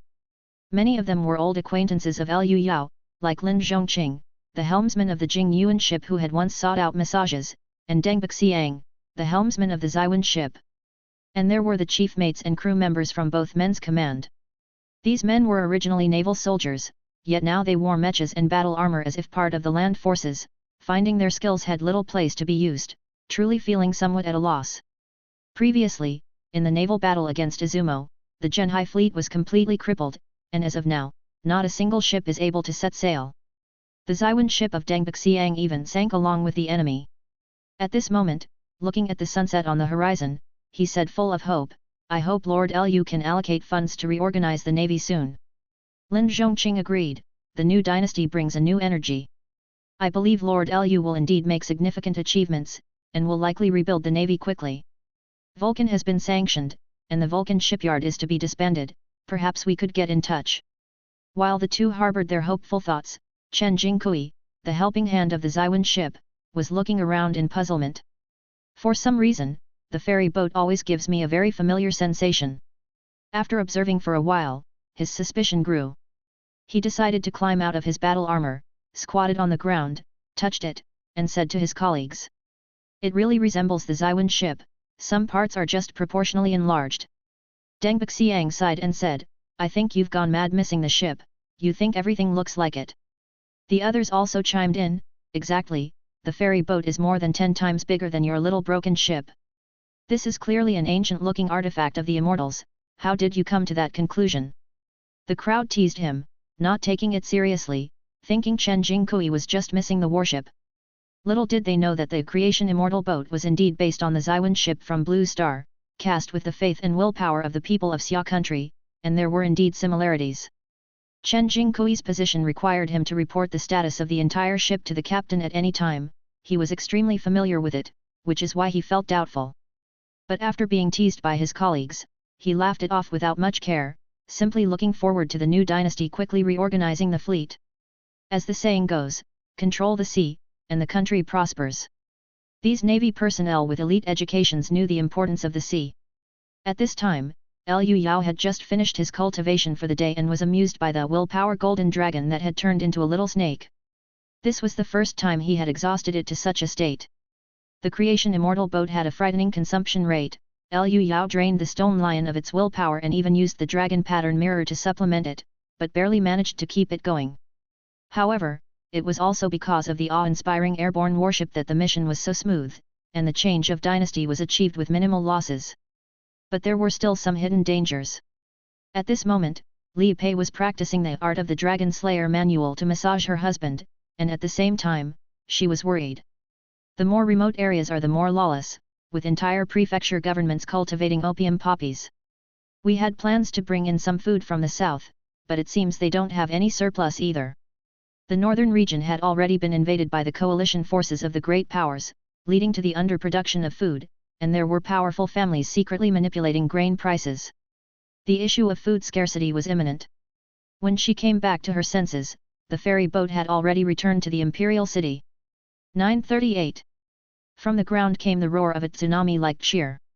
Liu Yao lay there enjoying his wife's service, calmly said, "After we return to the imperial city, I will leave for a few days. When I return, I will bring back food." Li Pei opened her mouth as if to speak but then hesitated. The entire northern region was short on food, the amount needed was astronomical. The husband used to bring in 1 million caddies of grain, which was like a drop in the bucket and hardly enough for major use. As she pondered, suddenly a large hand reached over and held her in an embrace. Liu Yao smiled and said, "After all these years, don't you trust me?" As he spoke, he squeezed her hand firmly, causing Li Pei to cry out in pain, "Ow!" Then she bit his earlobe as retaliation. Daring to resist, Liu Yao swiftly lifted her into mid-air as a form of discipline. Li Pei's soul seemed to fly out of her body at that moment, and all thoughts of ascension to the throne and food shortages were cast aside. When she came back to her senses, the ferry boat had already returned to the imperial city. From the ground came the roar of a tsunami-like cheer. Chapter 489. Two minds with but a single thought. Tens of thousands of people from the Jingjian area came to greet them, eager to catch a glimpse of the ferry boat, creating a bustling scene reminiscent of roaring seas and mountains of cheering. Not only did high-ranking officials like Zhang Wenda attend, but even Left Minister also made an appearance. Liu Yao hurriedly stepped forward and said, "How could we impose on you to come out and welcome us personally? Well done! You've united divine land with such a minimal cost." An infrequent smile appeared on Left Minister's solemn face. He had expected a significant fight, a chaos prevailing for a year or even longer. Yet, with the momentum of a thunderbolt, Liu Yao quickly took control of the situation, establishing his rule without even the need for a proper civil war, far exceeding expectations. Liu Yao humbly said, "It's all thanks to everyone's joint efforts. Now we need to properly govern the nation, with hopes of a revival." The smile on Left Minister's face grew even brighter, his whole demeanor relaxing substantially, evidently full of confidence in the young man before him. At this moment, Zhang Wenda, who had been waiting for a while, found the right moment to interject. "Great Lord, regarding the name of the new dynasty and the establishment of a national bank, we've already come up with some preliminary." "Hold on, Grand Scholar Zhang," Liu Yao interrupted with a smile. "Matters of the state should be reported to His Majesty." A twitch appeared at the corner of Zhang Wenda's eye. He had thought this one would act as an emperor in retirement, with that woman merely a puppet, but it seemed not to be the case. Little did he know, Liu Yao simply found it troublesome. He now had to squeeze time even for his sex life, let alone play the game of power. Zhang Wenda gave a bow and excused himself, then turned to confer with Li Pei.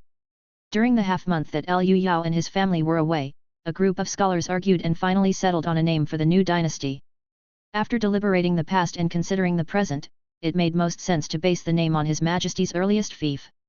To this, Li Pei had no objections. After that, Zhang Wenda presented a report on establishing a national bank, official system reform, and a series of other matters. His points were well organized and coherent, causing Li Pei to nod in agreement repeatedly. This man was not only a great grandmaster of martial arts but also a grand scholar, truly accomplished in both civil and military affairs, a rare talent indeed. Having witnessed Liu Yao's methods one after another, he wisely quelled all his ulterior motives, deciding to work hard in the new dynasty and strive for a lasting legacy. With the new dynasty established and the political transition underway, Li Pei found himself immersed in endless tasks, once again plunging into a state of intense and laborious work. Liu Yao likewise had no shortage of matters to tend to. First up were the 3 spiritual sparrowhawks. The 3 little creatures were immensely useful, serving not only as extremely fast modes of transportation but also possessing terrifying combat power. Moreover, they were very human animated, making optimal decisions in battle without the need for commands, a true comfort to their owners. They had now become the darlings of everyone at home, who would unfailingly use their precious true qi daily to assist their cultivation. At this moment, Liu Yao conducted inner vision on the spiritual sparrowhawks and felt a mix of happiness and worry. What pleased him was that through continuous battle, the spiritual sparrowhawks had received ample training, their demon cores growing stronger, ensuring a smooth road ahead for their development. What worried him was that external help would be insignificant from this point on. The bodies of the 3 spiritual sparrowhawks had reached their limits, the next realm being transformative form. This step did not require resources, even the most robust monster beast body was of no use, relying on the unseen, intangible spiritual. Such a profoundly mysterious concept was the most challenging to grasp, with an average of only 1 out of every 10,000 monster beasts and spirit pets able to transform, highlighting the difficulty. Fortunately, thanks to resources from Wudang and the Joyful Sect, he had access to ancient scriptures and could refer to the experiences of predecessors. In addressing this hurdle, countless sages agreed on one approach: letting spirit pets interact more with human society to open their spirit wisdom. Humans are the spirit of all living things, and human society is full of oddities and wonders. Even humans themselves benefit in their soul's growth from society's harsh baptism, not to mention spirit pets. In ancient times, wild monster beasts would deliberately interact with humans during their transformation, attempting to think like humans, all in order to develop their spirit wisdom. Once spirit wisdom was awakened, the difficulty of transformative form would drastically reduce. Liu Yao scratched the necks of the 3 little creatures and said with a smile, "Looks like I'll have to take you back to Blue Star for visits more often."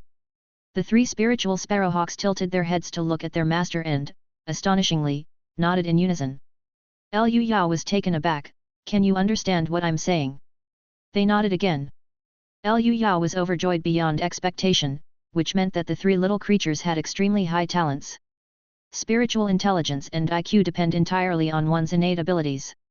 The higher the starting point, the greater the achievements. With a face full of joy, Liu Yao eagerly asked, "When can you understand human speech?"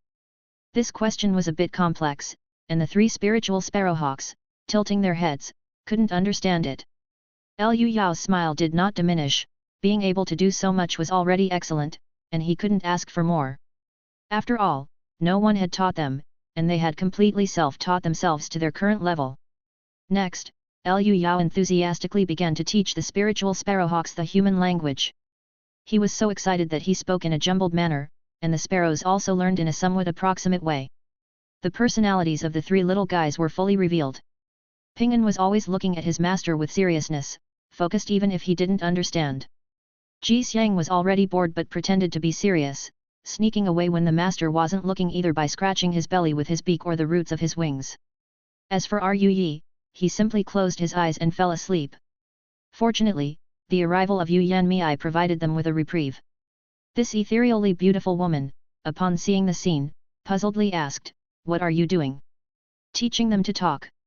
After all, they haven't taken on their transformative forms yet, so my teaching method isn't correct." Liu Yao scratched his head, then waved to the spiritual sparrowhawks, "All right, go play for now, I'll hold formal classes once I've gotten some teaching materials." The 3 playful spiritual sparrowhawks quickly flapped their wings to flee. Yu Yanmei watched as they flew away. With a hint of emotion, she said, "When I first met you, I thought keeping 3 spirit birds was a waste, but now it seems like an utterly correct decision. It's fate, the investment is indeed quite large, but it's all worth it." After spending a long time together, Liu Yao had come to see the spiritual sparrowhawks as family, else he wouldn't have invested such a great amount of emotion in them. Yu Yanmei, carrying a faint fragrance, leaned in closer, placing her hand on Liu Yao's chest, saying, "Let me see how your cultivation is coming along." The progress is rapid, with over 500 aperture points refined, soon you will reach the Jinwala realm. By doing so, the strength of my divine soul would almost reach the standards of ascending. After undergoing lightning hearing, I can cross the heavenly tribulation. 939. With his beautiful master around, Liu Yao started talking about his cultivation plans. After reaching the Jinwala realm, I want to use the robust physique of the flesh realm to nourish and enhance my divine soul. By doing so, the strength of my divine soul would almost reach the standards of ascending. After undergoing lightning hearing, I can cross the heavenly tribulation. Nourishing the divine soul with the flesh. Yu Yanmei, after hearing his plan, looked slightly amused. Liu Zizi, it seems we've had the same idea. The nourishment of the divine soul by the flesh, in turn, can nurture the flesh body. Yu Yanmei shared her own cultivation plan. I'm going the opposite way from you. I want to first refine my spirit using fetal breath to gain the ability of inner vision. Liu Yao immediately understood her plan and took up the conversation. Combining the flesh realm with inner vision is crafting the subtle and mysterious. You'll be able to see the most intricate parts of your body. Are you planning to advance to the golden body realm using this method? Yu Yanmei nodded. That's exactly it. Martial path and spirit refinement have always complemented each other, and their plans were in perfect alignment. Liu Yao said teasingly, we really do have a connection with just a hint of spiritual affinity. Yu Yanmei's face turned red. She didn't respond to his teasing and instead shifted the topic. When you advance to the Jinwala realm, don't rely on forcefully breaking through because of your strong spirit refining stage. Make sure to let me be by your side to watch over you. Remember, better safe than sorry. The affection of the moon fairy was evident in her words. Liu Yao sobered up and nodded seriously. Don't worry, I understand. With everything going smoothly on Liu Yao's side, Yu Yanmei had no more doubts. Just as she was about to retract her hand from his chest, he firmly grasped it. Liu Yao held her pale, jade-like delicate hand. With a mischievous tone, he said. I will be leaving for a few days. Before I go, could I trouble Grandmaster Yu to guide me on how to cleanse the deepest aperture points in the body? Yu Yanmei turned her face away, not looking at him, but she did not pull her hand back. Sometimes, a woman's lack of objection is consent. Liu Yao carried her in his arms and swiftly moved back to the room with a few leaps. At that moment, this pure and stunningly beautiful fairy knew what was about to happen. Her cheeks flushed as she closed her eyes. Chapter 490. Busy going back to my hometown. Happiness always slips by unnoticed. By the time Yu Yanmei snapped back to reality, the skies had darkened. Several hours had already passed, and that damn little man was still busy. Seeing his tireless demeanor, Yu Yanmei felt a mix of joy and complacency in her heart. A woman adorns herself for the one who enjoys her beauty, for what is the use of beauty if no one appreciates it? However, the sun was about to set, and she had already spent quite a bit of time today. So, Yu Yanmei pushed against him and reminded him crisply, Liu Zizi, that's about enough, don't you think? A martial artist must practice restraint. What's the rush? It's nice to relax every once in a while. Liu Yao, however, was feeling reluctant to stop. Personally causing the ethereal moon fairy to descend from her pedestal was truly a matter of great accomplishment. He caressed the long, snow-white legs resting on his shoulder and marveled, they're so long, no wonder you're taller than me. When you reach the Jinwala realm, you'll shoot up in height too.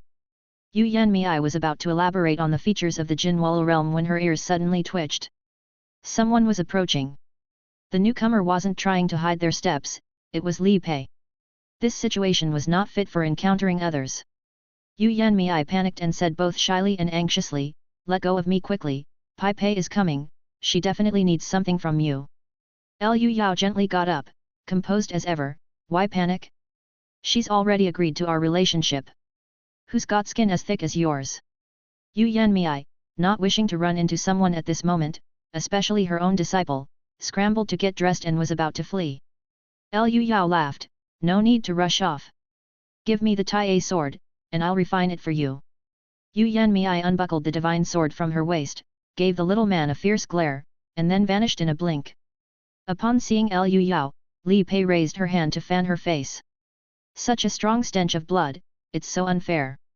I toil till I'm dizzy and exhausted, and here you are, fooling around at home. Liu Yao sniffed himself, and indeed he didn't smell good. He chuckled, did you need something from me? Worry flashed across Li Pei's brow, it's still about the grain. My lord, please try to bring back more this time. The shortage had escalated, with grain prices skyrocketing 7 or 8-fold. There was a scarcity everywhere, and a massive famine was sweeping the nation.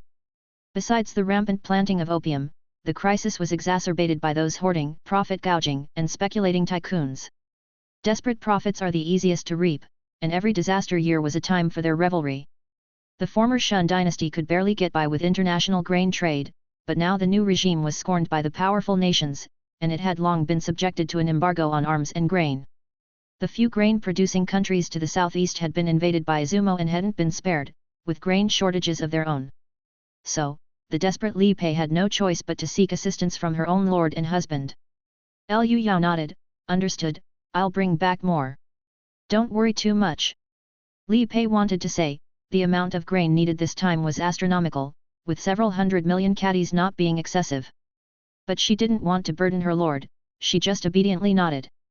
"Come back early, it always feels empty without you at my side." Opening the gate of light and calling on the 3 spiritual sparrowhawks that had been playing crazily for most of the day, Liu Yao returned to his old home on Blue Star. Seeing the familiar azure seas and blue skies, the 3 spiritual sparrowhawks flapped their wings and squealed with delight, excited by the return to familiar grounds. Liu Yao said with a smile, "Let's go, I'm taking you out for a treat." As he was about to mount Ru Yi, Ji Xiang suddenly dashed forward, twisting its behind and pushing its companion aside, clearly wanting its master to ride it instead. Ru Yi instantly became furious, feathers standing on end around its neck, ready to fight on the spot. Liu Yao hastily commanded, "No fighting." The 3 spiritual sparrowhawks often fought so fiercely at home that feathers flew everywhere, and it was the same now that they were outside. After a thorough scolding of the 2 careless babies, he simply mounted the exceptionally clever Pinguin, and took off towards the capital first.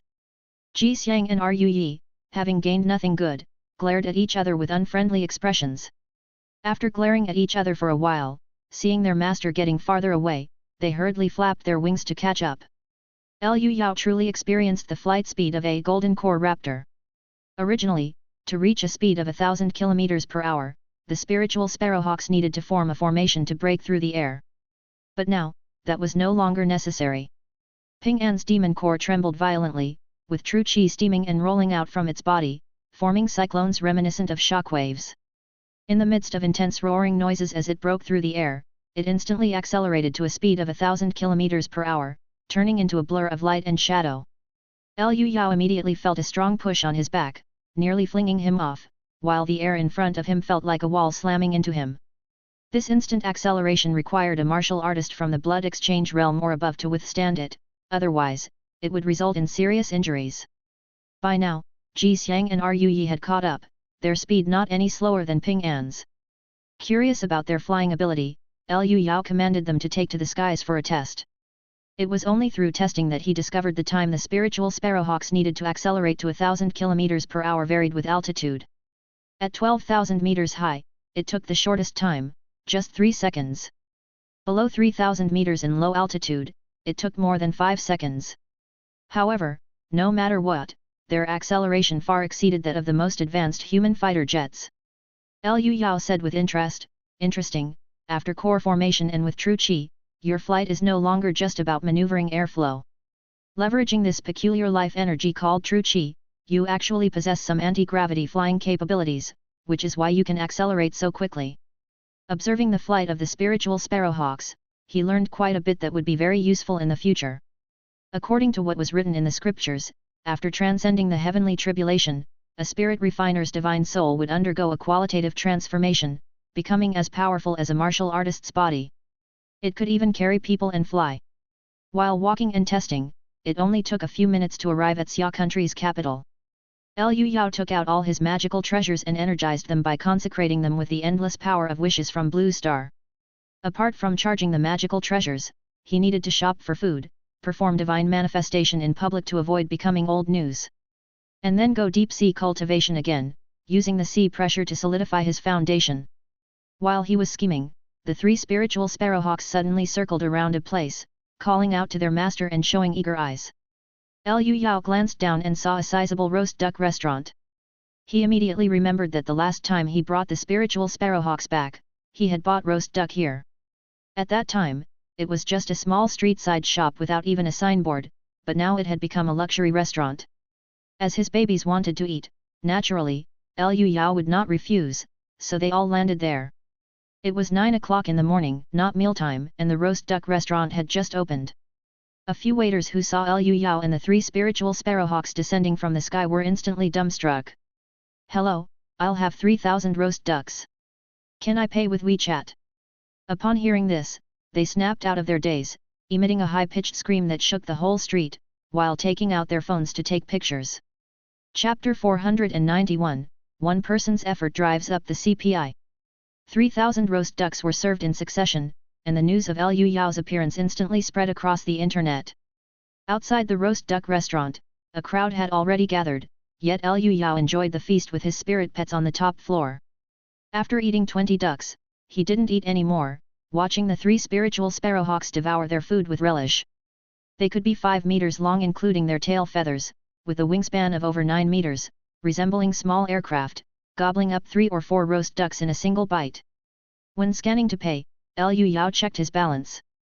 A long string of numbers separated by commas, over 12 billion. The live stream contract he signed last time he was back was still generating revenue, with each play, like, and comment not only turning into willpower but also translating into financial gains. However, money lying in an account is just a number after all, and the next step was to spend it. I wonder how much I alone can boost the CPI. A meal's time was more than enough for all parties to react. Just as the last roast duck was consumed, there came a rhythmic knock on the door. "Please come in." The visitor was very polite, only entering after receiving permission. It was Wang Kuei, whom he had contacted several times before. "Mr. Liu, long time no see." With a team of elite advisors strategizing behind him, Wang Kuei knew Liu Yao's personality very well and thus got straight to the point. "May I ask what I can do for you?" As Wang Kuei spoke, he couldn't help but glance at the spiritual sparrowhawks a couple of times, but thanks to professional training, he didn't show any reaction on his face. Liu Yao said with a smile, "I'm looking to make some large purchases, and after thinking it over, I believe that cooperating with the government is best." People in Wang Kuei's think tank breathed a sigh of relief upon hearing this. He hasn't been abusing his power recklessly, and is still acquiring what he wants through legitimate means. He is still a human. Power is like an amplifier, amplifying the ugliness inherent in humans. We should be grateful that this person has not lost control. Those idiots who keep ranting about using nuclear weapons should shut up now. A fight to the death would absolutely be the most foolish action. Since Liu Yao's dramatic arrival, ordinary people on Blue Star were engrossed in online gossip daily, but the elites were considering, what impact would the sudden appearance of a Superman have on the planet's future and on human society? Some said Liu Yao would destroy the world, others said he represented the future of humanity, but in any case, Liu Yao had always shown an attitude of integration into society, thereby dispelling many doubts. Little did they know that Liu Yao cared more deeply about the stability of Blue Star than anyone else, for a highly developed modern society was his greatest asset. Meanwhile, Wang Kuei had already started recording the items Liu Yao wanted. 20 million tons of rice, the same armor as last time, 10,000 suits and various weaponry and ammunition, silver bullets. Xia country's annual rice production accounted for 30% of the global output, a staggering 140 million tons. Although Liu Yao's demand was high, it wasn't difficult to meet. On the other hand, the request for silver bullets was a bit odd, as it would greatly increase costs. Wang Kuei needed to confirm. "Yes, half of the ammunition needs to be silver bullets this time." Liu Yao nodded in confirmation. No need to say for whom this would be prepared, surely it would be a big surprise for them. Wang Kuei took notes seriously, with instructions already coming through his earpiece. After a moment of reflection, he said, "Gathering 20 million tons of rice will take some time. After all, it's not a small amount, it's equivalent to the annual production of a Southeast Asian country." Liu Yao said, "Old rice is fine too, the sooner it's gathered, the better. Citizens of Xia country prefer new rice, but people from other world aren't so picky." Upon hearing this, Wang Kuei immediately said, "In that case, there's a lot of old rice about to be replaced in the military reserves, we can have it ready in at most 10 days. Xia country had a staggering reserve of military food supplies. Each year, a batch of old grain would be eliminated and replaced, which was cheap and abundant. It was a mutually beneficial arrangement for both parties." In just a few words, a business deal worth tens of billions was settled, and Wang Kuei swiftly drafted a formal contract. Liu Yao casually reviewed it before signing his name. Although most of his savings were gone, he didn't care in the least, as money was truly just a number to him. At this time, the three spiritual sparrowhawks felt stuffed and were eager to move around. Liu Yao then said, "Next, I'm going to cultivate in the deep sea, and the three pets will play in the city. Please take care of them for me." "What?" Wang Kuei was taken aback as he looked at the three huge birds of prey. "Take care of them? Was this something ordinary people could do?" Liu Yao added, "Don't worry, although they enjoy playing, they will never harm people." There was another important task for this return home, to let the spiritual sparrowhawks cultivate among mankind. More interaction with the outside world would be extremely beneficial, even if they couldn't awaken their spirit wisdom. Increasing their spiritual nature was also excellent. Liu Yao even took out his phone and recorded a video of the three spiritual sparrowhawks, posting it on social media platforms with the caption, "Welcoming feedings." In the following days, Liu Yao headed to the deepest part of the Yellow Sea to take advantage of the sea pressure to train his meridians. He also occasionally searched for sunken ships on the seabed to hone his physique and divine soul. Meanwhile, the three spiritual sparrowhawks replaced him and became the new favorites of Blue Star. The video Liu Yao posted before his departure went viral instantly, leading hordes of people to come in great excitement to admire the divine spirit birds. Wang Kuei was extremely nervous, worried about the spiritual sparrowhawks hurting anyone or getting into trouble themselves, causing displeasure to Liu Yao. He personally led teams to watch over them day and night, only to find later that his concerns were unnecessary. Most of the time, these three birds of prey were happily flying in the sky, sometimes landing atop tall buildings, curiously watching the crowds below as if they were just quiet observers. It was extremely difficult for ordinary people to get close to them, but fortunately, they were not afraid of photography equipment, allowing people to take as many pictures as they wanted. As a result, videos and photos of the three spiritual sparrowhawks were everywhere online. As the falcon is the national bird of many countries, it was already extremely popular. The three spiritual sparrowhawks were even more majestic and created an enormous sensation upon exposure, attracting countless followers, with their popularity nearly surpassing Liu Yao's. Every day, the three sparrowhawks observed all kinds of humans. They might not always understand what they saw, but given enough time, constant exposure can lead to transformative insights, leaving an impression on their minds. As the saying goes, broaden one's horizons and accumulate knowledge. The more they saw, the more they thought and moved closer to awakening their spirit wisdom. Liu Yao was also busy on his end. He had already proven last time that the intense sea pressure was extremely beneficial for martial path cultivation. This time was no less rewarding. Several important acupoints were cleansed in succession, and he found several sunken ships, reaping vast amounts of gold and silver. Every few days, he would go ashore to collect the supplies, putting rice, mecha, and ammunition into his space-time bubble. Sometimes, massive tankers with a capacity of 200,000 tons would come to deliver goods. For bulk trade, it was most cost-effective to use these behemoths, which could carry hundreds of millions of pounds of rice in one go. As before, Liu Yao used the willpower golden dragon as a conduit, storing items in the space-time bubble. Rice, with its simple structure, was the resource that consumed the least amount of energy when placed into the space-time bubble thus far. Even stones consumed more energy than it. By transferring the goods into the space-time bubble in separate shipments, even 20 million tons was completely manageable for Liu Yao. In this manner, 10 days flew by in a blink of an eye, and Liu Yao was about done with his busy tasks. His goals for shopping and cultivating were fully achieved, and the eyes of the three spiritual sparrowhawks seemed more spirited. Watching the three sparrowhawks affectionately interacting with him, Liu Yao felt very happy. The only small regret was that they had not performed a divine manifestation in front of people, but it was no big deal.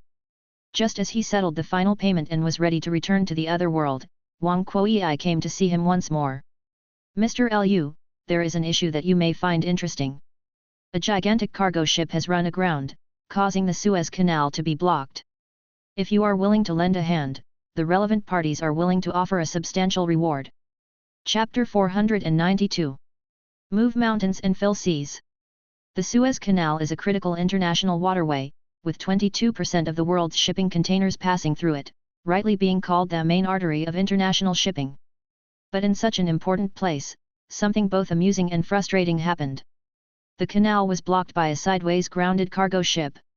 Liu Yao pulled out his phone, searched, and saw plenty. This was recent hot news. Many crew members, frustrated at being stuck, took numerous photos at the scene and posted them on social media. One could see a 400-meter-long behemoth turned sideways, its massive hull acting as a roadblock, sealing off the canal so tightly no one could hope to get through. The scene was somewhat comical, and many netizens left mocking comments. How on earth did you manage to do that? Are you trying to become the canal's plug? Rumor has it that the sailors were trying to mooch off the shore's Wi-Fi, got too close, and that's what caused the accident. The whole world is waiting for you alone, you could make history with this. But as laughable as it was, the obstruction of the world's trade choke point would definitely have a series of serious effects. The accident was estimated to cost global trade about $400 million. That might not sound like much, but that's money counted by the hour. Meaning, for every hour the blockage lasted, it was like throwing $400 million into the sea. A day would then amount to 10 billion, and it could trigger violent fluctuations in global markets, leading to unpredictable consequences. Related parties were as agitated as ants on a hot pan, but they could do nothing about it. The grounded behemoth was enormous, with a dead weight of 220,000 tons, moving it would be a massive undertaking, and only the devil knows how long it would take. In their desperation, some thought of Liu Yao. He was the one who had pulled a gigantic submarine up from the depths of the ocean. Solving the issue of the grounded behemoth should not be a problem for him. As a result, many countries and representatives of ocean-going conglomerates contacted officials in Xia country, requesting assistance. And as Xia country held a leading position in international shipping, with either imports or exports being the most numerous, they naturally did not wish to see the canal blocked, so they sought out Liu Yao. For Liu Yao, showing off was a fundamental need, an important guarantee for maintaining his powers. Naturally, he did not mind making the trip. Thus, the situation saw a turning point. 7,000 kilometers away, at the Suez Canal. The world-famous canal waters were azure and clear, without the slightest ripple, like a mirror reflecting the sky's azure. Seagulls and other birds whose names one might not know soared with spread wings, cheekily skimming just past the behemoth, their merry calls scattering over the water. In stark contrast to their good mood, the irritated sound of foghorns was incessant. 300 gigantic ships were stuck here, including an aircraft carrier from the Star Alliance country, a continuous line of steel behemoths, a magnificent sight. But none could pass. At that moment, on a Xia country cargo ship recognized by square-shaped characters on its hull, a few acquainted captains gathered to discuss. The youngest among them couldn't keep calm and said with a look of urgency on his face. Even the military forces of the Star Alliance country are helpless, why don't we detour around the Cape of Good Hope? He finished speaking and cast a glance at the densely packed containers aboard his ship, all goods urgently destined for their delivery points. One of the older captains objected, taking that detour would add a month of travel and cost us an extra $5 million for nothing, let's wait a bit longer. Every second of delay here was a tangible loss, causing a collective sigh of exasperation among them. Just then, a captain scrolling through his phone suddenly shouted excitedly. The news says there's a solution now. An immortal is coming to help. The others quickly took out their phones, and soon enough, they saw the related reports. At the same time, everyone knew the news that Liu Yao was coming to handle the situation. The media conglomerates and social media titans who had signed the livestream contract with Liu Yao were frantically promoting the event. The entire Blue Star network was gearing up for a new traffic extravaganza. Just as all eyes were on him, Liu Yao arrived at the accident scene with the spiritual sparrowhawks. What they saw was a 400-meter-long giant ship sideways across the entire river channel, looking quite comical. It was really hard to imagine how it had ended up in such a position. However, the ship had an unusual background. The ship owner was from Izumo, while the operating side was the Treasure Island people, but the captain and the crew were from Tianzhu.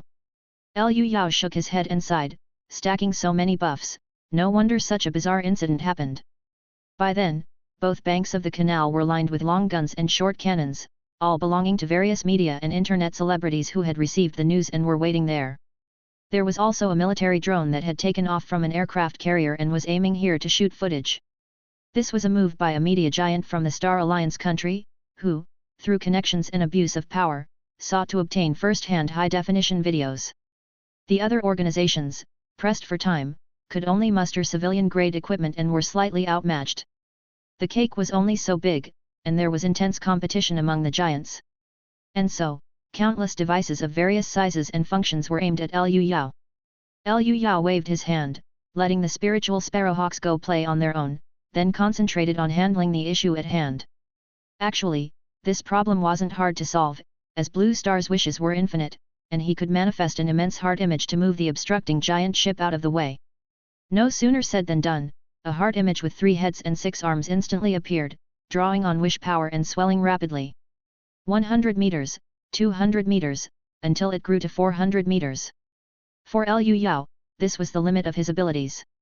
A heart image over 100 meters lost its practical combat value, as its gigantic body slowed down thoughts, making it incredibly sluggish, like a live target. But at that moment, the task at hand required brute strength, so a slower reaction didn't matter. Let's do this! Liu Yao controlled the heart image to make its hands and fists unite, issuing a thunderous rumble like rolling thunder, as he stepped forward with his 6 arms extending out to embrace the ship that was blocking the way. At this time, an ordinary person in front of him looked as small as a sunflower seed, and the excavators originally working on the shore were no bigger than matchboxes. As Liu Yao made his move, the earth quaked and the mountains shook. The calm waters of the canal churned violently as if boiling, and those unaware would have thought it was the sea during a torrential storm. Succeeding waves several meters high soaked the reporters on the shore to the skin, while the repeated shaking of the earth made it difficult for people to stand steady. The reporters let out instinctive shouts of surprise, but not one of them ran away, instead excitedly starting live coverage at the first opportunity. As you can see behind me, this is the Suez Canal accident scene, where Mr. Liu Yao is currently carrying out emergency operations. Such a massive form. What do the people of Xia country call it again? Law of heaven and earth? Law of heaven and earth. It's something that can move mountains and fill seas. The stranded giant ship weighs over 220,000 tons, and this is already the 3rd day since the incident, with losses exceeding $30 billion. Let us pray that Superman can make a difference. Oh my! Superman has lifted the stranded giant ship. Amidst ear-piercing metallic friction, Liu Yao's 6 arms tightly wrapped around the bow of the giant ship, deforming parts of the deck and the hull where he gripped. A flock of seabirds, frightened, scattered in all directions as the heart image, resembling a god or demon, slowly lifted the equally enormous cargo ship as though it were a mere post. Waters that fell seemed like a celestial river collapsing, and countless drones and filming equipment focused on this moment in time. Amidst the shock of billions of spectators, the heart image, holding the giant ship, kept adjusting its orientation to position it in the center of the canal, then released its arms. With a deafening boom, the ship fell back into the water, causing waves more than 10 meters high that instantly collapsed a section of the riverbank. Even the other giant ships anchored in the distance were affected, creaking and swaying. The blockage had been cleared, and the canal was once again open for traffic. At that moment, all the crews on site and related personnel burst into frenzied cheers. As for those watching the live stream, they too turned from shock to joy, feeling that the 20 minutes of commercials they'd watched had been well worth the price. Chapter 493, Regression. Mind force retracted, Liu Yao landed back on the ground, and took a long breath of relief. Maintaining a 400-meter mind force was massively draining, but it was also a rare cultivation experience. Looking at the wishes within the clouds, which showed no sign of decreasing, Liu Yao suddenly felt that the people of Blue Star were incredibly enthusiastic. However, there was still a 30% negative wish energy, indicating he still had a long way to go. At this moment, the freighters that had been blocked for 3 days and nights couldn't wait to start sailing again. Standing in the desert and looking towards the canal, Liu Yao found it rather amusing. The canal's terrain was too low, from a distance, he could only see the freighters and not the water. It appeared as if the huge ships were traveling through the desert, almost like a mirage. This was the desert sailing ship spectacle of the Suez Canal. Such a marvelous sight made Liu Yao sigh with emotion. When I have some free time, I must enjoy this properly. He really wanted to spend a couple more days having fun on Blue Star, but Li Pei's coronation ceremony was fast approaching, and his recent public divine manifestation had already caused quite a delay. He had to return now. After playing with his phone for just 5 minutes, Liu Yao waved his hand to recall the 3 spiritual sparrowhawks, soared into the sky, and opened the light gate to return to the other world. Not long after he left, the numbers on his account began to skyrocket, heading towards the 11-digit mark. The people of Blue Star were used to Liu Yao's sudden appearances and hurried departure, and they continued their enthusiastic discussion about the 100 Zhang Tal Dharma, as well as the 3 formidable spiritual sparrowhawks. Fragrant Hills Jing'ai Garden.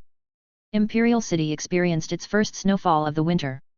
The entire Xiangshan was enveloped in a snowy landscape, making Jingyi Garden even more quaint and serene, dignified and pleasant. At this moment, 2 extremely similar, stunning women were arm in arm, strolling through the garden. The younger one was incomparably delicate, the older one was gracefully beautiful. Their presence brightened the entire area. They were Liao Qi and her mother, Xiao Qing. It was me who brought Liu Yao back to the martial arts hall. He was amazing, helping us a great deal even when he was still mortal. The younger sister chattered non-stop, her face bright with a radiant smile, obviously in high spirits. She had been eating and sleeping with her mother in recent days, finally fulfilling a childhood wish. Xiao Qing listened with indulgent patience, but her heart was filled with infinite emotion. Hand in hand with her daughter, she could clearly feel that beneath her daughter's delicate exterior lay a terrifying power. She had reached the innate realm. Yet her daughter still acted with demure grace, and her mentality was pure and innocent. This showed that her daughter had been well protected and had never suffered any hardships. She had to admit that indeed, a woman fears marrying the wrong man, and having a good husband was more important than anything else for a girl. At that moment, the 2 of them encountered Sui Arya as they walked. The girl quickly bowed in greeting. Greetings to Lady Xiao, greetings to my martial aunt. Liao Qi asked, Arya, didn't Li Pei call you to help out? Why have you returned so early?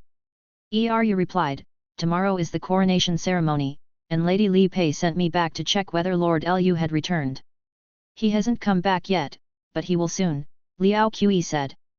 The obedient young girl was very endearing, and Liao Qi affectionately ruffled Arya's hair before letting her leave. Xiao Qing also smiled as she watched the lovely young girl walk away before inquiring. Lord Liu, is it just you 3 women attending to him? The number seemed surprisingly low, even if not as many as the thousands under Yuan Kai's hung, there should at least be 1,000 or so. Liao Qi was about to say there were 4, but then thought better of letting her mother know about Yu Yanmei's issue and simply nodded instead. Xiao Qing sighed genuinely, no wonder Lord Liu has achieved what he has today. Such a disposition truly transcends the mundane. Then, looking at her young daughter with a face full of satisfaction, she added with a hint of self-reproach. Both you and your sister are blessed to marry such outstanding men. Unlike me, a woman of misfortune. Liao Qi hurriedly said, Mom, stop fretting, your days of suffering are over. Come on. I'll give you a massage. Once your foundation is stable, we'll have Liu Yao take you to the marrow cleansing realm. Lady Xiao was a kind of weak organ refining practitioner, and now she was solidifying her foundation with daily massages from her younger daughter. The 2 women returned to the room where Liao Qi helped Lady Xiao undress, preparing to perform the dynamic dragon subduing art. As soon as the belly band came undone, 2 familiar, soft, and sizable mounds suddenly burst forth. Liao Qi touched her own and grumbled with dissatisfaction, it's so unfair, you and sister are both so beautiful. Why don't I have that?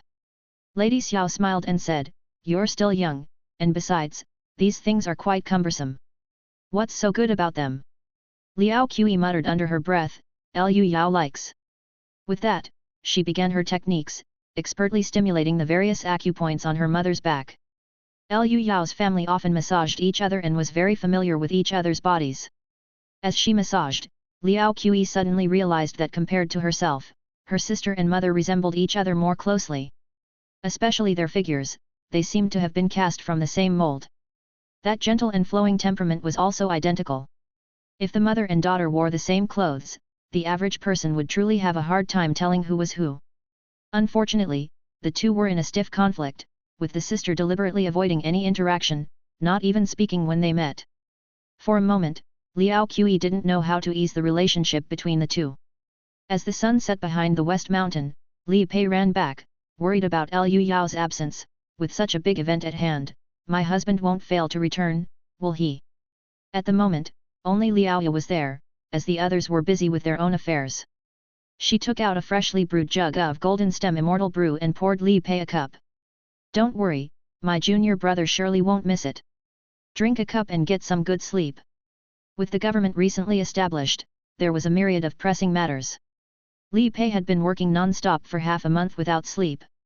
Even for someone in the innate realm, signs of severe exhaustion were evident. Sister De Liao always treats me so well. Your wine gets stronger every time. Li Pei took a large cup of wine and drank it all in one go, visibly relaxing. The golden elixir brew, steeped with jade pendant, has many peculiar effects, with mental relief being just one of them. Liao Ya knew how hard the other party had been working recently and now tenderly helped with the massage. But unexpectedly, Li Pei, emboldened by the alcohol, suddenly embraced Liao Ya, making her sit on her lap while pouring out her worries. Tomorrow is my big day, but I'm so nervous. So many bastards want to see me fail. Sister De Liao, let me hold you for a while, it's so comfortable. Liao Ya helplessly allowed herself to be embraced, saying, is it still the shortage of food that's bothering you? Yes, some people are convinced that I'm powerless against them. Li Pei buried her face in Liao Ya's bosom, rubbing against it comfortably, I feel so useless, unable to do anything without my husband. Just then, the two women stood up simultaneously, having heard the cry and fluttering wings of the spiritual sparrowhawk. My husband has returned. They both ran out excitedly and indeed, it was Liu Yao. Li Pei rushed into his embrace, while Liu Yao held his sister, who was completely exhausted, and smiled, everything will be all right, I'm here. But the woman in his arms didn't respond, and upon closer inspection, she had actually fallen asleep, even snoring softly. Chapter 494, 2.5%. Throughout the ages, the ascension of an emperor has always been a matter of paramount importance. The saying goes, when the Son of Heaven assumes the throne, his officials change accordingly. When the new sovereign takes hold of the imperial throne, a lavish and grand ceremony must be held to announce to the world that he has become the new ruler of the divine land. Li Pei's coronation would take place at Chengtian Gate, symbolizing their mandate from heaven and the beginning of a prosperous era. Months before the event, people from distant places had already flocked to prepare for the spectacle. On the day of the ceremony, long before dawn, the area was a sea of humanity, shoulder to shoulder, a crowd of 1 million strong. All walks of life were represented, and their attire was varied. There were richly dressed scions in long robes, as well as laborers clad in burlap sacks. The latter, the lower class majority, were largely illiterate, and to them, it mattered little who sat on the throne. They came merely to join in the excitement and to catch a glimpse of the fabled immortals and their flying fairy boats. However, these people, benumbed by the harshness of their lives, held a faint hope for the new dynasty. After all, the reputation of Lord Lu was truly exceptional. He had no desire for beauty or wealth and spent his days cloistered at home in arduous practice, attended only by 3 maidens, hardly rivaling the opulence of an ordinary wealthy landlord. Under his rule, the land was exceptionally stable, criminal forces were wiped out, and people were hopeful, with rumors even hinting at tax exemptions. As the crowd indulged in their hopeful reveries, suddenly, from afar came a growing hubbub, accompanied by the synchronized and weighty sounds of marching feet. Everyone craned their necks and looked in the direction of the commotion, and soon someone excitedly shouted, "The Imperial Guards have arrived!" A 1,000-strong military array slowly made its entrance. These were the hand-picked Imperial Guards, akin to the Emperor's personal guard. On the spacious Chang'an Street, 1,000 men didn't stand out much, but as the onlookers saw them marching in formation, they couldn't help but exclaim in awe, instinctively stepping back. They were unnerved by the arrival of the most elite mecha warriors, whose bodies were completely encased in steel with not a sliver of skin exposed, each one resembling a ferocious and brutish steel monster that emanated an overwhelming presence. Luckily, the professionally tailored bright red capes added a touch of splendor, making them well suited as a ceremonial guard. The crowd excitedly discussed among themselves. "I heard that the true lord has given these armors names. The light ones are called battle armors, and the massive ones are called mecha. Even the lightest armor must weigh at least 200 pounds, right? You can't wear it unless you've reached the organ refining realm. Indeed, those towering over 2.5 meters weigh as much as 2 tons, only a great martial master of the blood exchange realm could manage them." Amidst these discussions, those with insider knowledge began to show off. The imperial court has reformed the military, and from now on, only those who can wear armor will be the regular army, responsible for assault and penetration. Those who can't wear armor will only serve as auxiliaries, known as the auxiliary army. As soon as these words were uttered, people flocked around to make inquiries. The well-informed individual puffed out his chest proudly and said, The imperial court intends to cut down the majority of its forces, leaving only the elite. The original imperial guards will be reformed into the Imperial Fist Legion, and also a small portion of the Beiyang fleet and the Western Expedition Army will be retained. In essence, all are following Lord Lu's intentions. In the future, the Great Yi dynasty won't fear the foreigners, and will reclaim all the concessions and abolish the unequal treaties. The bystanders were all common folk, hearing such inside information for the first time and listening with rapt interest. But as they listened on, suddenly someone's stomach growled audibly. I've heard that the new dynasty is quite adept at stabilizing grain prices, but I don't know when. My family is nearly out of food, I just hope we can make it through the winter. How come I've heard that the south is also short on grain, and that grain prices will continue to rise? Hearing this news, the crowd began to murmur restlessly. Meanwhile, at the same time, numerous high-ranking officials, aristocrats and martial path experts also gathered at Chengtian Gate, waiting for the start of the grand ceremony. Among them were diehards like Fu Fangsheng and Dong Fuxiang, renowned major sects like the Wudang sect, Fawua Temple and Yushan sect that supported Liu Yao, and numerous prominent families that outwardly submitted. People from all sorts of backgrounds were clearly segregated into their circles. The things of this world are never just black or white. There's always a vast expanse of grey. The majority in the crowd were those prominent families who outwardly submitted. These long-established families were mostly sensible. Subdued by absolute martial power, they submitted, and so Liu Yao did not fully eradicate them. But there were also many who were dissatisfied at heart, looking for other ways to fight for more say. It was these people who, behind the scenes, stirred up trouble and colluded to raise grain prices. In fact, this has been the business of the wealthy clans for thousands of years. They colluded to buy up all the grain on the market, then spread rumors of grain scarcity to create panic, causing the grain prices to triple in a single day. Just then, with the appearance of the imperial guards, cheers like a tidal wave sounded from outside. Watching the steel columns advance like human tanks, a middle-aged man in a suit and tie, sporting a goatee, said with a face as dark as water, "Good and evil will always exist, but I can't believe we've let this monster gain such a foothold." This man was Xi Shugui, the chief comprador of HSBC Bank. Starting as the lowest runner on the streets for HSBC, he'd worked his way up to chief comprador, becoming a figure who could summon the wind and call the rain in the financial world. Xi Shugui knew well. He'd reached his position today solely by relying on the power of foreigners. Therefore, he could tolerate Liu Yao's taxation on the prominent families. But Liu Yao aimed to strike at foreign influence, affecting the comprador business, and that he could not stand. It was like digging the roots of the Xi family, with contradictions that were utterly irreconcilable. Hence, Xi Shugui was the most frantic one in this grain price manipulation. Not only did he mobilize all his family assets, but he also used the energy of HSBC to hoard a full billion caddies of grain. That's 500,000 tons. Given that Liu Yao had brought back 20 million tons of rice, for him to reach 2.5% was quite an accomplishment. At that moment, several comprador families just like his gathered together, whispering secretly. The great grandmasters of the Kunlun sect and the Tian Shan sect refused to come out of seclusion. These sly dogs, they always close off their mountains every time there's a dynastic change, only to re-emerge when peace has been restored. What use is there in coming out? No one can cure this demon named Liu, the vanquisher of evil in the land of divine land. The thought of humbly paying taxes like mud legs filled everyone with waves of sorrow. Xi Shugui said sternly, "Gentlemen, do not panic.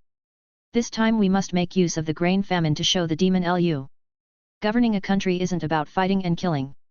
To want peace and stability, he must show due respect to us." Someone immediately slapped his thigh in agreement. "Brother Xi speaks well. We've got to use the famine to teach the demon the principle of ruling the world together with the scholars." Upon hearing this, everyone nodded in agreement. They had seen many authoritarian rulers throughout the ages, and without resorting to martial force, the clans had their own ways to vie for power and profit. Xi Shugui stroked his beard. "If the new dynasty is sensible, we could release the grain before the new year. It's not good to starve too many people to death. Brother Xi is kind-hearted, this could mean earning less. It's only right, only right." Just as Xi Shugui was modestly waving his hand, Chengtian Gate slowly opened. The coronation was about to begin. Chapter 495, There will never be a food shortage. Divine Land has always been a nation of propriety since ancient times, important ceremonies such as coronations are naturally given great emphasis. Great Grand Master Zhang Wenda personally took the lead in the preparations, which could be described as meticulous. Every little detail in the process was planned and arranged in detail. At this moment, Li Pei, accompanied by Zhang Wenda, Zhou Gong, and a host of high officials, consecutively visited the altar of heaven, the altar of agriculture, and the grand ancestral temple to perform sacrifices. The next step was to ascend the gate of heavenly piety to pray and receive the kneeling worship and congratulations of millions of officials and civilians. The ceremonial guard had already arrived at Chang'an Street ahead of time. The crowd, having waited for long, realized that the Empress was about to make her appearance and instantly looked forward with great anticipation. The soldiers guarding both sides of Chang'an Street also hurried to raise their heads and puff out their chests, showing themselves in their best condition. The grand sound of music rose, signaling the Empress's magnificent procession was slowly approaching. Leading the way were 100 mecha, on whose roaring bright red capes a majestic golden dragon was emblazoned. The very one of Liu Yao. Behind them came a host of civil officials. Li Pei's carriage was in the center, with Liu Yao and others also following within. The procession moved slowly but was magnificent, with banners fluttering and canopies waltzing in the wind, to the resounding beats of drums and music. An awe-inspiring sight indeed. By this time, many distinguished guests attending the ceremony had already arrived. Even those who opposed it wouldn't be rude at this moment, lest they appear uncultured. But there are always exceptions. A stunningly beautiful woman in white swiftly approached the Chengtian gate with quick movements. Clearly, the woman had run for a considerable time, her body steamed with mist, and her hair was somewhat disheveled. A sight of weary travels. Yet this person was none other than Yun Qinglan. Seeing that the ceremony had not yet reached its conclusion, she breathed a sigh of relief. Thank goodness I made it in time. Curse you, Duan Zhigui, for delaying me so much, I almost missed the event. After taking a moment to catch her breath, Yun Qinglan was ready to ascend Chengtian Gate. As a sect master and an innate expert, she would surely have the best view for the ceremony. But someone blocked her way. The newly appointed chief eunuch of the Directorate of Ceremonial, Zhang Jin, stood in front with a cold expression and said, Sect Master Yun, how can you be so disrespectful? Aren't you afraid of the Emperor's punishment? This favorite eunuch of Li Pei knew well that his master disliked this woman and seized the moment to make it difficult for her. Yun Qinglan calmly smoothed her hair and gave a charming smile. I am serving the true monarch, I will explain it to him. Do you have an opinion, eunuch Zhang? Zhang Jin's face faltered, his expression turning ugly as he said, then please hurry to your place and don't be disrespectful, lest you become a laughing stock. With that, he left with a cold sweep of his sleeves. Yun Qinglan's mouth curved into a sneer, and then she ascended the steps leisurely, her fragrance wafting through the air. The dignitaries upstairs twitched their noses upon detecting the scent and saw that a great beauty had arrived, looking her over repeatedly. Yun Qinglan was known as the #1 beauty in the martial arts world, and naturally, her appearance would not disappoint. Clad in a white robe, with eyes brimming with softness, she bore an elegant beauty akin to a dew-covered daffodil. Paired with her pair of pure white feet that peeked out from beneath her hem, she immediately aroused the cravings of many. But there were no simple characters present, one had to be of the blood exchange realm to even be here. They immediately recalled who the woman was and nipped their desires in the bud. Some scoffed, the sect master and holy maiden of the joyful sect, only gained a footing through the seeds of demon lord Helu. Their tone was disparaging, but their underlying envy and jealousy couldn't be concealed. Xi Shugui and his company also remarked, the demon lord really does have the fortune of consorts, the women by his side are each more beautiful than the last. Yun Qinglan is the current #1 beauty in the martial arts world, but I suspect she won't hold that title for long, which is really infuriating. To be crowned the #1 beauty in the martial arts world, one not only required the cultivation level of the innate realm but also had to be a virgin. Using their own standards, everyone believed that Yun Qinglan's purity wouldn't last much longer. After a brief exchange, the Empress's grand procession finally completed its course, arriving at the Chengtian Gate. Li Pei, dressed in a resplendent dragon robe and wearing the gold-threaded winged dragon crown, ascended the Chengtian Gate with a straight face, accompanied by her entourage, not indulging in casual talk or laughter. At this very moment, it would be a lie to say she wasn't nervous. No matter how much she tried to suppress it, Li Pei felt as if her heart was about to leap out of her chest. This was the Emperor, the ruler of all under heaven. The second woman in the history of the divine land to ascend to the throne. Especially since Li Pei hailed from the royal family, she naturally harbored dreams of becoming the emperor and a strong desire for power. This moment could indeed be described as the pinnacle of her life. Seeking union with Liu Yao was truly the most correct decision I have ever made in my life.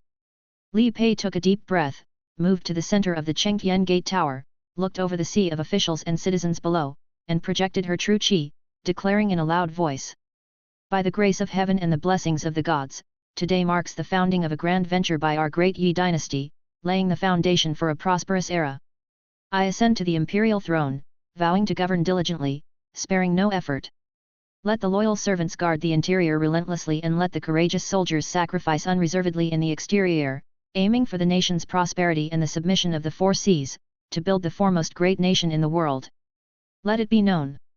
After reading the coronation edict, the crowd erupted with shouts of "Long live the Emperor!" Only then did Li Pei's status as the emperor truly become legitimate and acknowledged. Her face flushed with excitement, she couldn't help but look towards her husband. Liu Yao smiled and nodded gently, his expression full of praise and encouragement, then with a wave of his hand. 100-meter-long golden dragon soared into the sky, its awe-inspiring authority echoing as it roared toward the heavens. Such a grand spectacle of light and shadow added much vigor to the coronation ceremony. Many citizens, gazing up at the golden dragon in the sky, exclaimed in astonishment, suddenly feeling a stronger sense of identity with the newly established Great Yi dynasty and the Empress. At this very moment, the expressions of the observing crowd were varied. Yun Qinglan's face was unable to hide her jealousy as she glared at Li Pei with dissatisfaction. A mere member of a fallen royal family has actually reached this day. It's all because your man is so powerful. Meanwhile, some old scholars and conservative officials naturally rejected the idea of a female emperor and were full of distrust towards Li Pei. Someone whispered at the moment, it's said that the empress was too hasty in pushing for reforms before even ascending the throne, changing official systems, and proposing new laws. She seems to be a bit rash. Other voices, looking at the golden dragon in the sky with disdain, said, putting on such a show for the simple-minded, she should first solve the grain shortage issue. Xi Shugui and his group, hearing these words, immediately showed looks of pleasure. The so-called Great Yi dynasty, at its very inception, was already in a rush to reform and innovate, quite absurd indeed. Moreover, Liu Yao, relying on his martial prowess, brutally oppressed the entire land, which would inevitably lead to many hidden dangers. There were many people who, out of helplessness, begrudgingly accepted the situation and would likely do their work half-heartedly, with secret opposition. Thus, it would be easier for Xi Shugui and others to coerce them into compliance, making them understand the importance of governing the world together with the scholars. At this moment, as the coronation ceremony came to an end, and the crowd was about to disperse, Li Pei suddenly spoke again, "Wait, everyone. While officials and citizens are all present today, I wish to discuss the recent surge in grain prices." At these words, emotions surged and a clamor rose straight into the heavens. Li Pei, channeling her full true qi, thundered so that everyone could hear her clearly. "I stand here today and guarantee to all of you. The imperial court is absolutely not short on grain. The price of grain will come down immediately. There will be no grain shortage." Chapter 496, The Milky Way Pours Down. True qi rumbled forth with the thunderous sound, its roar echoing for more than a dozen miles. Li Pei's action was to stabilize the public's heart at the first opportunity. Almost 1 million officials and citizens around Chengtian Gate Square heard it all clearly yet harbored doubts. The imperial court has grain? Is that true or false? It can't be false, right? The emperor announced it publicly. Under normal circumstances, an emperor's words, they golden mouth and jade words, shouldn't be taken lightly. A public declaration would not be false. But the common people of the imperial city had no shortage of one thing, and that was the swift spread of news. At this moment, someone hesitated. "My uncle works at the Tongzhou granary. It's already empty there. I deliver vegetables to the house of Left Chancellor. His old man is now eating one meal every 3 days, setting an example and calling on his colleagues to save grain. If the imperial court had grain, they wouldn't do this. My supervisor also frowns all day, he doesn't look like someone who has grain." People chattered endlessly, looking at the newly enthroned female emperor with growing suspicion. The high officials standing beside Li Pei also displayed various expressions. Buried in numerous governmental affairs and busy preparing for the coronation ceremony, they were swamped with work every day. Liu Yao had just returned last night and hadn't had the chance to discuss the issue of grain. The high officials were still in the dark about whether there really was no shortage of grain. At this moment, under the gaze of countless pairs of eyes, veterans such as Zhang Wenda and the Left Chancellor kept their faces devoid of any hints. But some officials with less composure were already somewhat stiff, sweating buckets. Their anomalies were quickly noticed, sparking even louder uproar, the noise growing so intense it seemed capable of piercing the sky. Xi Shugui and his entourage immediately laughed out loud. Haha, Li Pei is certainly pretending to have grain to deceive us. His plan to steal a chicken has resulted in the loss of his rice, one of them said. I can guess what they will do next: transport the grain during the day, secretly take it away at night, and then bring it back ostentatiously, repeating this to create the false impression that grain is constantly being transported, another speculated. Right, and there's the trick of filling grain bags with sand to pretend there's grain, making us think the imperial court has enough, and thus selling our own grain at a low price to stabilize prices, another joined in. The crowd railed against them, with Xi Shugui himself becoming increasingly exuberant. He had exhausted his family's wealth and even tapped into HSBC Bank's resources to amass 500,000 tons of grain. On the surface, he appeared calm and composed, but in secret, he feared that the new dynasty might have some tactics. If the grain prices fell, he stood to lose everything. Once the situation was in hand and he succeeded, not only would he obtain a tremendous fortune but also significant political benefits, and he would undoubtedly receive rewards from the headquarters of HSBC Bank. Caught up in his musings, a timid family head whispered. We have all hoarded a lot of grain. What if the devil Lu takes a desperate risk and tries to seize it by force? Xi Shugui laughed, little brother needs not worry. The new regime is just establishing itself. It is the time to gather public support and build national credit. If the devil really does that, the great Yi dynasty won't last long. In the midst of casual talk, several influential figures who had hoarded the most grain exchanged glances subtly, with everything understood without words. These individuals had already made full preparations, with the majority of their grain stored on cargo ships, ready to sail away immediately if anything went wrong. By now, more and more citizens were worried about the impending grain shortage. A matter of life and death. The noisy and chaotic scene grew increasingly tumultuous, the clamor reaching towards the heavens. Left Chancellor sighed and was about to quell the crowd to prevent further unrest. Though he could control the situation, the new dynasty's prestige would undoubtedly be damaged. Once national credit is tarnished, it takes a much greater effort to restore it. At that moment, although the high-ranking officials at the scene remained silent, they all secretly thought the young female emperor lacked composure. Moreover, considering Li Pei's radical and naive reform proposals, they shook their heads in disbelief. Only a few sisters looked eagerly at their men, seemingly expecting something. Zhang Wenda noticed that Liu Yao and his family always maintained their composure, and a thought struck him. He immediately smiled and smoothed the situation over. If your majesty has spoken decisively, there must be assurance behind it. May I ask what solution you have to break the deadlock? A group of high-ranking officials also looked towards Liu Yao, wondering what plans this Lord Liu, who had achieved divine manifestation, had in such a situation. Liu Yao stood up and looked at the emotionally charged scene, saying, it seems that the people have little confidence in the new dynasty. However, I can understand that, it takes time for them to become familiar with the change. As he spoke, he took out an exquisite model of a battleship, which was none other than the creation immortal boat. I've obtained some grain, and I was thinking of introducing it into the market through official channels, but I've changed my mind. Let's take this opportunity, with everyone here, to give them some reassurance. At this moment, the noisy crowd also noticed that a young man had stepped forward on Chengqian Gate. It's Lord Liu. Lord Liu has something to say. In an instant, the crowd quieted down from near to far, until the silence was so profound that one could hear a pin drop. Several 100,000 or even nearly 1,000,000 pairs of eyes turned to Liu Yao, filled with hope and longing, as well as suspicion and curses. The people of the Wudang sect, Fu Fangsheng and his good brothers, martial powers from around Yunzhou, and Yun Qinglan and others were all very curious about what Liu Yao would do. Meanwhile, Xi Shugui maintained his composure on the surface, pretending to be a spectator enjoying the drama, but deep down he had an ominous premonition, and his smile was slightly stiff. Under the gaze of thousands, Liu Yao calmly declared in a clear voice.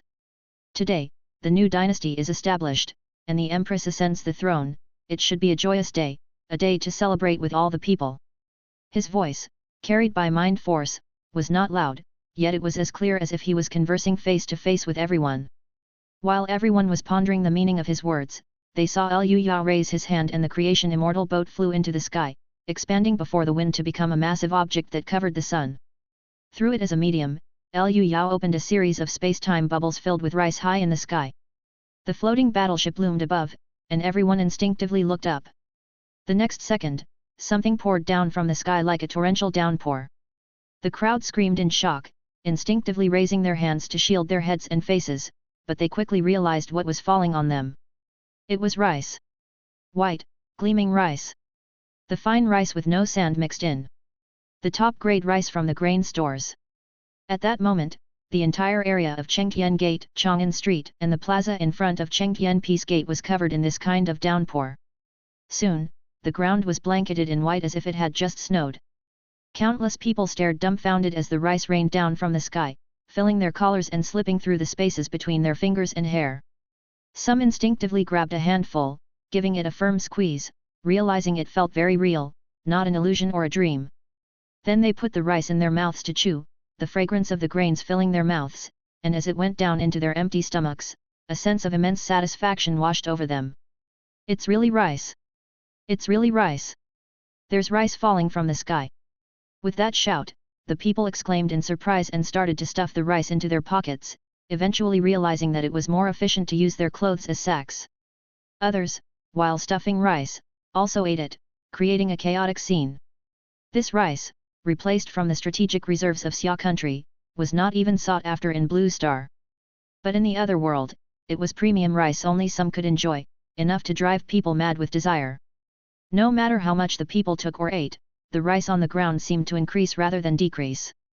The rice continued to fall from the sky, creating a storm that swept through the heavens and earth as if the celestial river had overturned. Even the mecha warriors serving as the honor guard were dumbstruck by such a spectacle. Bathed in the downpour, they let the rice grains clatter against their steel armor. Some couldn't help but flip up their visors, catching the grains with their mouths and chewing voraciously, their expressions one of shock. Lord Lu has made food fall from the sky. Chapter 497, Extreme Anger Attacks the Heart. Upon the tower of Chengtian Gate, even Left Minister and Zhang Wenda, both being great grandmasters, took a long while to snap out of their daze. Watching his still stunned colleagues, Zhang Wenda was the first to speak up. Lord Lu's methods are astonishing, and I admire them. However, should we not send people to stop the masses and collect the grains? There's no need, today is to share joy with the people, Liu Yao said with a smile. No need to wear a gloomy face on such a joyous occasion. He was not the least bit flustered. In total, he had brought back 20 million tons of rice, which is 400 billion catties. Even if 1 million people present each took 100 catties, that would only be 100 million catties in total, merely 0.25% of the total amount. And even if not a single grain of rice was left, what of it? If worst came to worst, he could simply return to Blue Star to buy more. Having visited the Suez Canal and seen those ocean giants that easily carried hundreds of thousands of tons, Liu Yao realized that he had previously underestimated the abundance of resources on Blue Star. At this moment, he could afford to be generous. Liu Yao's nonchalant attitude made Zhang Wenda smile wryly. Yet, after exchanging a glance with Left Minister, he decided not to advise any further. Such an astounding act was the quickest method to stabilize grain prices and settle the public's heart, far more effective than any words. And thus, the prestige of the Great Yi dynasty soared to its zenith. This was an enormous intangible asset, which, in the days to come, would be twice as effective in governing the country and enforcing edicts. At that moment, the crisp noise of rice grains hitting the roof tiles and eaves brought other officials back to their senses.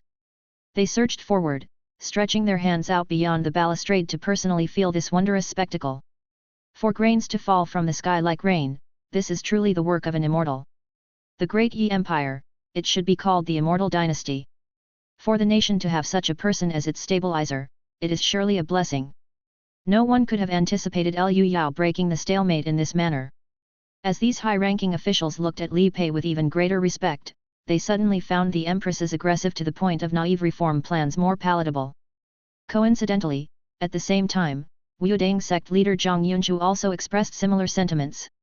He took a small handful of rice and rubbed it between his fingers before tasting it.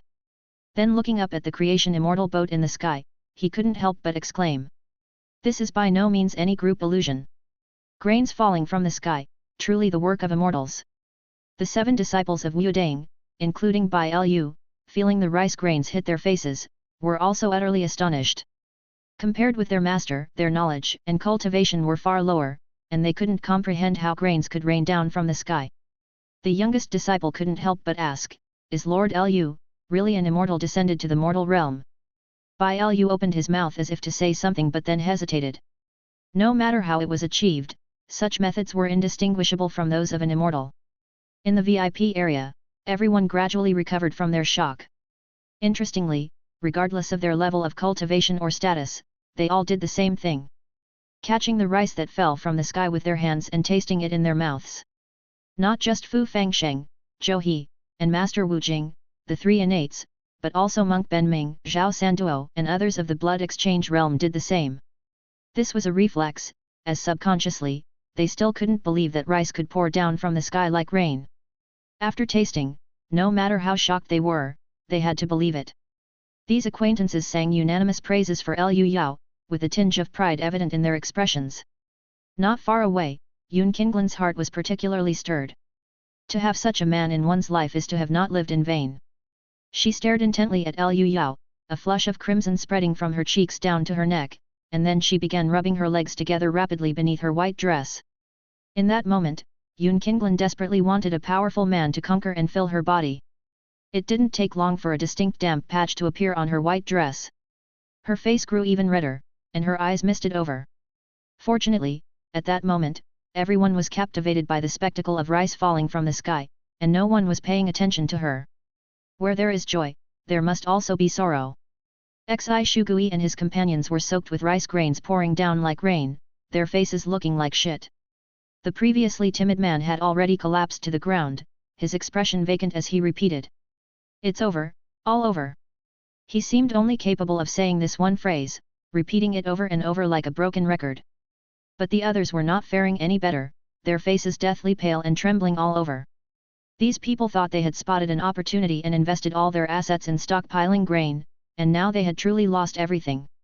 Even if the imperial court actually had grain, they could have used their controlled newspapers to spread rumors, preventing the grain prices from plummeting too fast and buying themselves time to clear their stock. But Lu Yao's move left no room for any rumors to survive. At this very moment, countless reporters were raising their cameras to take photos, and there was no need to wait for the sun to set for this incident to spread throughout the entire north and south. By then, all those who hoarded grain would be desperately dumping their stock, and the price of grain would inevitably plummet. What would also plummet were their fortunes and lives. Generations of wealth accumulated over hundreds of years vanished in an instant. From this perspective, hoarding grain was quite thrilling, it was all about the adrenaline rush. At this moment, a wealthy merchant dressed in fine silk to the left of Xi Shugui was calculating his losses over and over in his mind. Even if he sold his stock of grain at the current price, his wealth would have evaporated by 4/5. But looking at the rice still pouring down from the sky, the grain needs buyers to sell, even if it's cheap. And what's worse, most of the money for buying the grain was borrowed from banks, with high interest. There were also loans taken out by leveraging their reputation and relationships, borrowed from relatives and friends, all of which were now completely lost. Thinking about the dreadful future he would face, the wealthy merchant suddenly shouted, "Demon! I will never coexist with you. I..." Before he could finish, he vomited 3 liters of blood, fell backward, and knocked over a row of tables and chairs. But everyone else was busy calculating their own losses and had no time to pay attention to him. How curious, so even someone in the blood exchange realm can die of extreme anger and frustration. Yun Qinglan, who had appeared at some point, covered her mouth and took pleasure in the misfortune of others. It turned out that the deceitful merchant had already died, his eyes wide open, not closing in death. Even though someone died right beside him, Xi Shugui did not have the luxury to care. At this moment, his face had become horribly pale, and he looked as if he was about to collapse. He had hoarded a total of 500,000 tons of grain. In the business of hoarding, the more you store, the more you earn, but the reverse was also true, the more you would lose. Without a doubt, Xi Shugui was bankrupt. But as the chief comprador of HSBC Bank, He had embezzled a significant amount of the bank's funds to hoard grain, and now that money had been flushed down the drain. The position of chief comprador was also invariably lost, and he would spend the rest of his life being pursued by creditors. After decades of hard work to reach his current status, he suddenly found himself with nothing.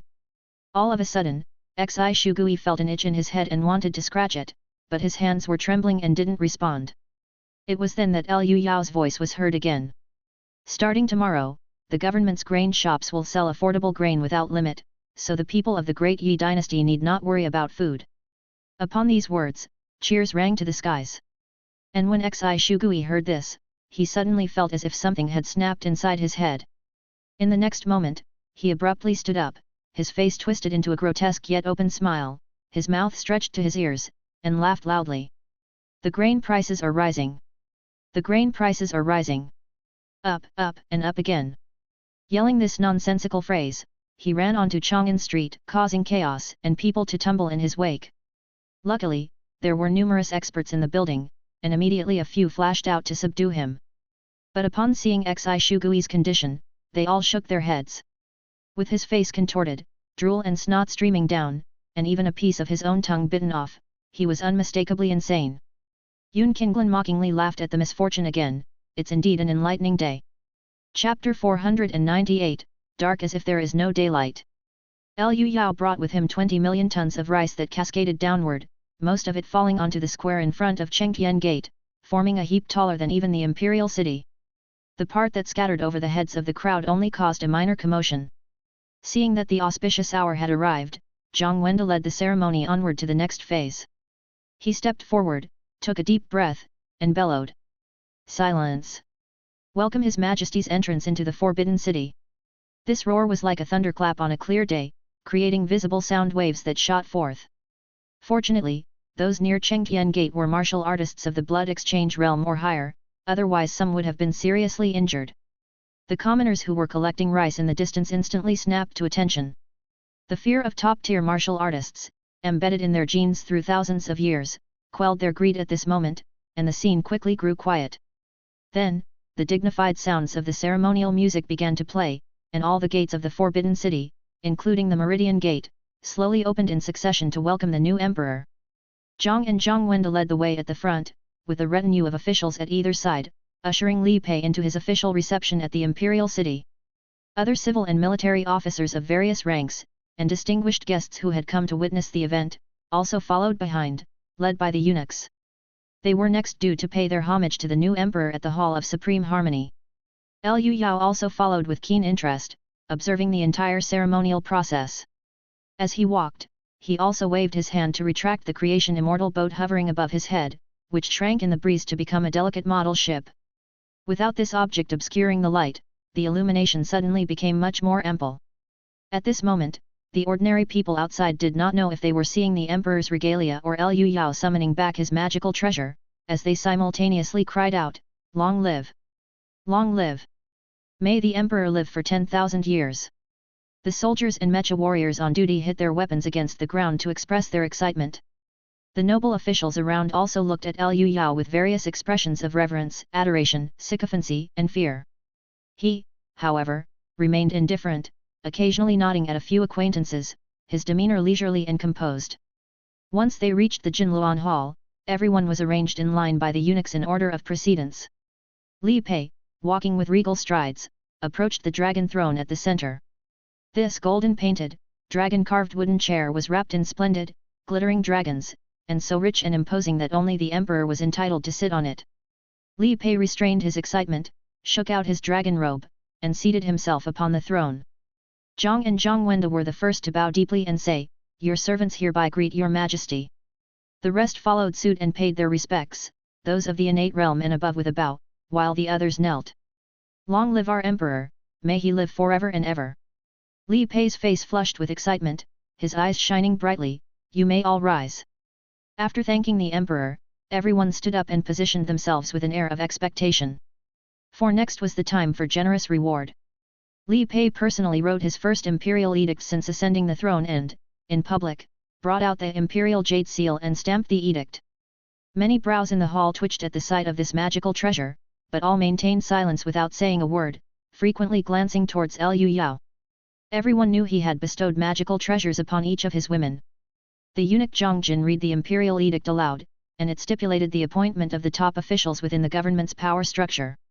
The Great Yi dynasty would adopt a cabinet system, formed by the Prime Minister and the ministers of the 6 ministries. After the edict was read, Prime Minister Zhang Wenda, along with the ministers of the 6 ministries, collectively bowed and expressed their gratitude. The Grand Tutor, Zhou He, was only given an honorary title without any real authority. Nobody in the hall showed surprise, as this had been Zhou He's own suggestion. He had fractured his golden body many times, his life was not much longer, and he was not suited to excessive effort. Zhou He also possessed the ability to craft the subtlety, which, regrettably, allowed him to predict his death down to the exact day. Something that seemed more like a curse. And Zhang Wenda, for his part, was obedient and quite capable, thus he obtained the position of Prime Minister. At this moment, he was quite satisfied, being the foremost among the great officials. Next, Li Pei spared no courtesy in granting lavish rewards to all his trusted followers. These included the old acquaintances from the Li family, as well as Zhou He, Fu Fangsheng, and others with whom he had long-standing relationships, and of course, his own master and the Liao family sisters. All those above the innate realm, received the honorary title of General of the State. This was the top honor for martial artists, which would bring them great convenience in participating in politics, serving in the military, or daily life. Even Sua Arya obtained the title of Lieutenant of the State and enjoyed the special privileges of the dynasty. The award ceremony lasted for over 2 hours, during which Li Pei also solidified her political capital. The process was quite tedious, and Liu Yao, out of sheer boredom, kept admiring the newly instated empress. Li Pei sat steadily on the dragon throne, with a serious demeanor and no frivolous smiles. Her bright phoenix eyes were full of majesty, intimidating onlookers from direct eye contact. With graceful poise and solemnity, her majestic gestures were uniquely beautiful. Liu Yao suddenly felt a strong desire for possession and conquest. At this moment, the hall began to discuss the reforms that were widely rumored in the streets. The first was the reduction of taxes. Common folks were exempt from corvée, and taxes were symbolically set at 5% to allow them recovery and recuperation. The gentry and nobility were to pay taxes as usual, with no reduction whatsoever. On the military side, those above the organ refining realm were considered regular forces capable of wearing armor, the bone tempering realm were reorganized into the auxiliary army as reserves and supporting soldiers, below the bone tempering realm were all disbanded.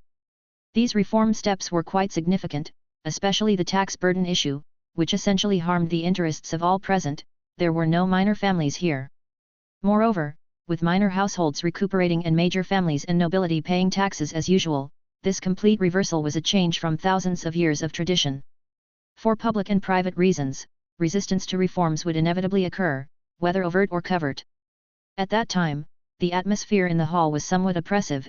Even the staunch supporters felt that, while these policies looked good on paper, their implementation would likely encounter significant obstacles. It was then that Li Pei suddenly spoke.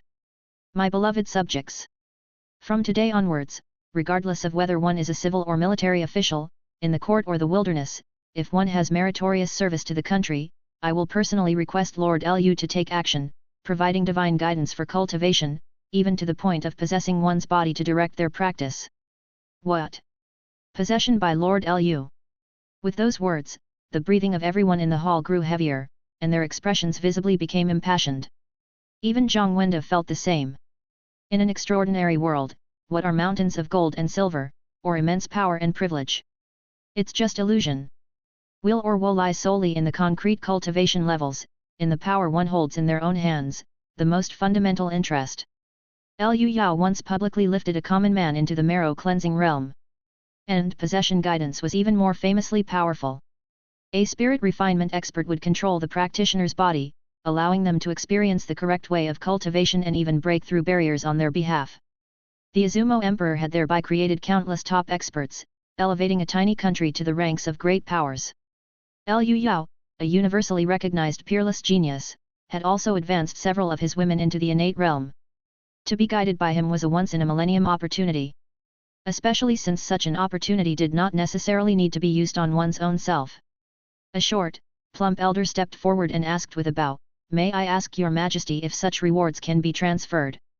This was Yan Jingming, the newly appointed Minister of Revenue, who had a good-for-nothing grandson, merely at bone-tempering realm in his 20s. Previously, among all the officials, he was the only one bold enough to confront the Empress Dowager face-to-face, insisting that the money be used to support General Zhou's western expedition rather than for garden renovations. Li Pei highly respected him and answered earnestly, "Of course, it can be transferred to friends, family, or nephews." Yan Jingming's face showed delight. "Thank you, Your Majesty."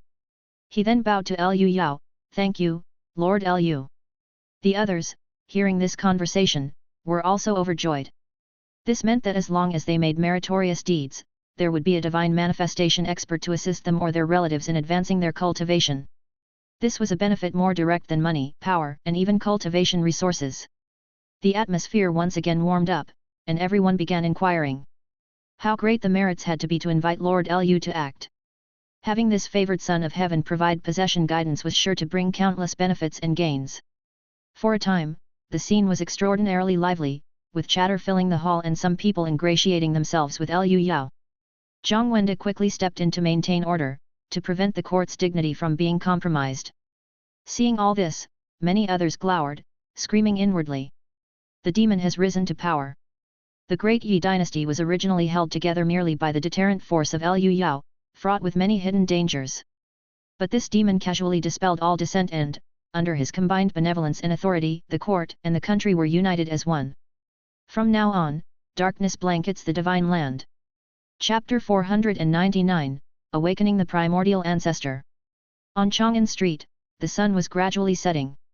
Many commoners were still searching for leftover grains of rice.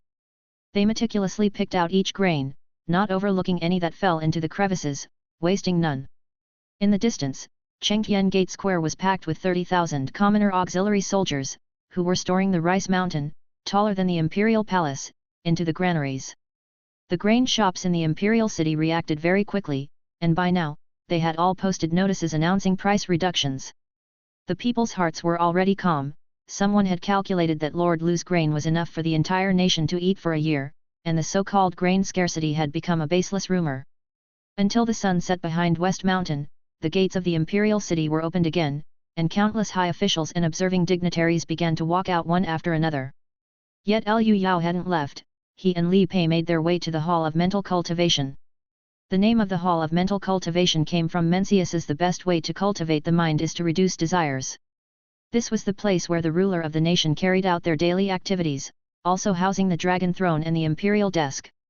With outsiders gone, Li Pei plopped down on the dragon throne, caressing the carved dragons on the imperial desk and said with a sigh, "I've been here many times, but never did I imagine that one day I would sit here myself." Looking at the opulent and yet dignified palace, her jade-like hand supporting her fragrant cheek, her eyes hazy, she felt a poignant sense of change. Li Pei's dragon robe, specially made by a master, was majestic and luxurious while also concealing her overly voluptuous figure, so as to maintain solemnity. But the moment she sat in front of the imperial desk, she subconsciously placed her ample bosom on it to lighten the weight. This habitual action that she had developed over the years made the dragon robe's concealing effect completely disappear. Liu Yao approached from behind and sized them up with his hands. They were much bigger than his own palms. "What are you doing?" Caught off guard, Li Pei, who was lamenting the passage of time, struggled discontentedly. But feeling the growing pressure and rising heat in his hands, she quickly realized what her lord husband intended to do and hurriedly said, "Not here, let's go back to Jingyi Garden." "Ah, don't tear my dragon robe." The dragon robe would be needed tomorrow, and if it were damaged, it wouldn't be easy to find a place to mend it in time. Li Pei punched Liu Yao twice and scolded, "What's the rush, can't you wait until we get home?" Liu Yao leaned in and laughed, "I've been waiting for this day for a long time. Being the emperor is boring, but doing things to the emperor is interesting." With those words, he lifted the obstructing dragon robe. It wasn't until she was pressed onto the imperial desk that Li Pei understood what he meant, her face red as she spat. "No wonder De Liao keeps calling you a shameless rascal, she's absolutely right. Ouch, be gentle, the dragon robe will tear." Forgetting to protect herself, she mustered all her true qi to safeguard the dragon robe. At that moment, she was immensely relieved that she didn't have the constitution of the Liao family sisters, or else the dragon robe would have been ruined for sure. Because even true qi couldn't prevent water from seeping through every hole. Hours later, amidst the ladies' chiding, Liu Yao left the imperial palace feeling refreshed and clear-minded. The dragon robe was ultimately dirted, though not severely, and could be made good as new with a damp towel. Looking back at the imperial city veiled in the night, having accomplished his goal of riding the emperor to command the lords, the nation was firmly in his grasp. Now he could proceed with his plan. First to subjugate Izumo, then the Rakshasa. To conquer these two proximity closest powers. The Rakshasa are too busy dealing with their own mess, the whole world is waiting to watch their drama unfold, and it's a good opportunity for me to settle the score with Sufu. The Rakshasa were already severely weakened by one war, teetering on the edge of collapse. Then, in their conflict with the Shun dynasty, they lost another 200,000 troops and a duke, which was the last straw breaking the camel's back. Moreover, other major powers were adding fuel to the fire, supporting the rebel forces en masse. Their capital was currently under siege, and it was uncertain if the nation would still exist in a few days. Liu Yao took a deep breath, preparing to use his movement technique to return to Jingyi Garden. And just at that moment, he suddenly reached out his hand towards the sky. Seconds later, a snowflake landed in his palm and quickly disappeared. It's snowing, he noted. At the same time, the Rakshasa capital, St. Petersburg, was also swirling with goose feather heavy snow. The city had been under siege for half a year, the sound of cannon fire had never ceased, and even the heavy snow couldn't mask the smell of gunpowder in the air. The blizzard howled as 300 knights arrayed themselves for battle, ready to deliver the final blow to the city that stubbornly resisted. They all held long spears and round shields, wearing only shorts that revealed muscles hard as steel. The goose feather snow vaporized instantly upon nearing them. The weakest of these knights was at least on par with the martial path of blood exchange. Their leader was a strapping man standing a full 2.5 meters tall. His features were profound, his expression resolute, and every muscle on his body was exaggeratedly bulging, his surging vitality rendering the air around him somewhat blurry. He was the king of knights. Ulyanov. Ulyanov, with his clear and determined eyes, looked toward the knights following him and spoke. The era of vampires enslaving and oppressing us has ended. The human race will no longer be the food and playthings of demon beasts. Ehu! Ehu! Ehu! The knights roared back in response, their voices reaching for the heavens. Willing to lay down their lives to follow their king of knights, they aspired to build a great legacy. In the intensity of these emotions, a massive amount of willpower converged upon Ulyanov. He used it to summon his own spirit entity, his heart image. A 30-meter-tall angel surrounded by holy light with a pair of pristine white wings materialized in the air. The angel looked exactly like Ulyanov, and they merged into one in an instant. Now, his power was akin to a blend of golden body and divine manifestation. With countless fanatical believers behind him, he was even stronger than the Empress Dowager in the mausoleum of the first emperor. A thunderous roar echoed, "Crush the Winter Palace, victory or death!" Ura! Having spoken, Ulyanov flapped his wings, setting off a sonic boom around him, and flew toward the Winter Palace. His army below launched into an all-out, do-or-die attack. At this moment within St. Petersburg, the ruler of the Rakshasa, Tsarina Catherine, did not simply wait for her demise. Dressed in full regalia with scepter and crown, she assembled all the royal family members and the great nobles in the underground sepulchre of the Winter Palace. Here, a gathering of high-ranking vampires surrounded a coffin-like stone container, pressing their fists together before their chests, praying fervently. "O great Lord of Fear, Ancestor of Blood, your power is unmatched. Your bloodline pleads with you, save us from our enemies' hands, inspire us, show us the path to victory, and triumph in your eternal name." With these prayers, the sounds of shouting and booming cannon fire above grew clearer, and dust fell intermittently. The vampires were panic-stricken, but they still finished the prayer under the Tsarina's lead. Then, they extended their claws and each tore off one of their arms, reverently placing them around the stone coffin. In the next second, their limbs turned to black mist and were absorbed into the container. It first revealed a few small holes, spouting large amounts of white gas, and then the lid slowly opened. A raspy voice rose from the depths of everyone's heart, "Why have you awakened me ahead of time?" The Tsarina was quick to kneel, raising her scepter high. "Great primordial ancestor! Your offspring have encountered a fearsome enemy, please save us." "Save you?" A gaunt figure emerged from the stone coffin. He was of average height, wearing a white one-piece suit filled with a sense of technology. His red eyes were cold as he looked at the gathered vampires, as if a human were looking at pigs and dogs. It was at that moment that a violent roar came from above, shaking the entire chamber. The Tsarina hurriedly said, "Two dukes are holding off the enemy on the surface, they can't hold out much longer." The primordial ancestor sniffed, then licked his lips and said, "Let's go take a look." He then took the lead and started ascending. But just as he reached the staircase, he suddenly grasped his head and knelt, his brows furrowing. "Damn it! I detest the magnetic field of this planet. It always takes so long to adjust." Seeing his weakened state, the vampires couldn't help but worry if the ancestor could handle it. Ulyanov was already one of the mightiest among the knights and had even gathered his spirit entity. Hiding a divine artifact, he had killed 2 vampire princes, including the Tsarina's husband. Chapter 500. A punch extinguishes the wind and snow. Snowflakes danced wildly, and the cold wind howled. The 2 dukes responsible for delaying the enemy on the ground had previously also faced Duke Zhou in the Sinin Mountains. Together, they managed to hold their ground in a swirling duel for less than 5 minutes before they were defeated in succession. At this moment, in the square of the Winter Palace, Ulyanov, transformed into an angel, held a spear of light against the blizzard, impaling a duke in midair as his voice boomed like thunder. "Demon beast! You can no longer harm any living creature. Turn to dust!" The spear of light suddenly brightened, and the duke howled as he turned to ashes, scattering in the harsh blizzard. Seeing this, the knights and soldiers in the distance cheered loudly, "Hurrah hurrah!" Ulyanov, however, furrowed his brows as he looked towards the ornate observatory at the very top of the Winter Palace. His final enemy, Tsarina Catherine, was standing there with a very low posture, behind a stranger. "The bell of doom has rung. The demon beasts shall be exterminated." Ulyanov took a deep breath and, with a voice of thunder, hurled the spear of light in his hand like a utility pole, aiming to test the waters.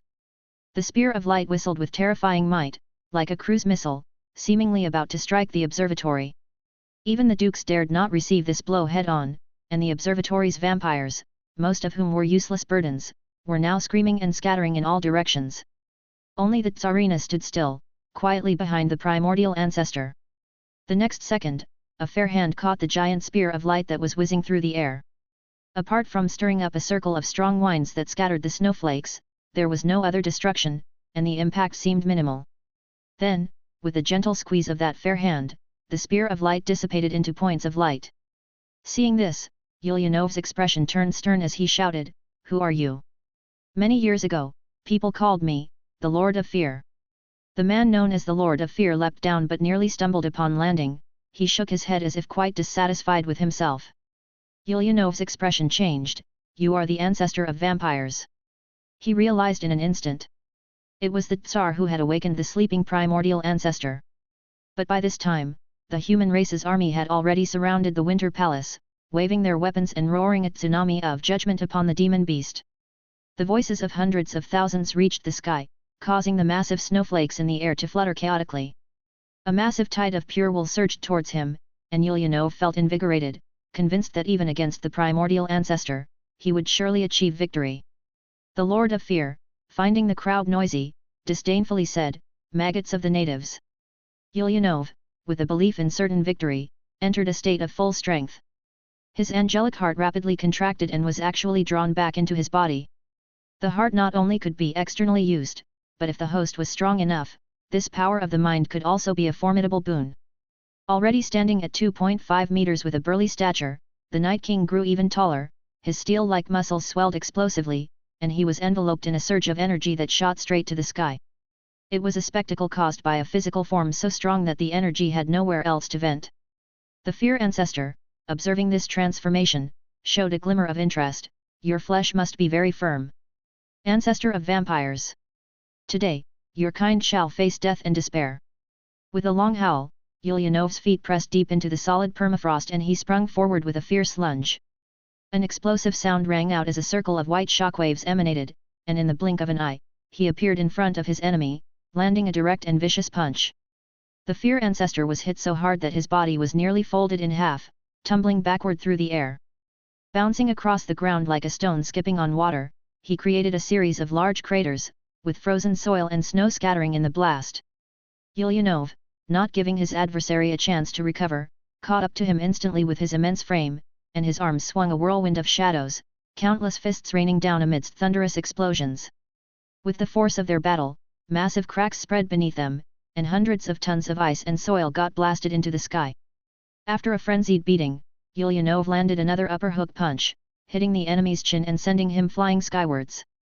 He too whirled upward, hands clasped as he hurtled down in a crushing blow.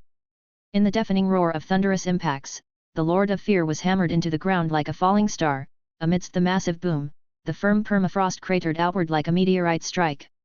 The spectators hurriedly covered their ears to block the enormous noise, but they were almost swept into the sky by the strong gusts of wind generated by the shock wave, managing to survive only by clutching tightly to the nearby cannons.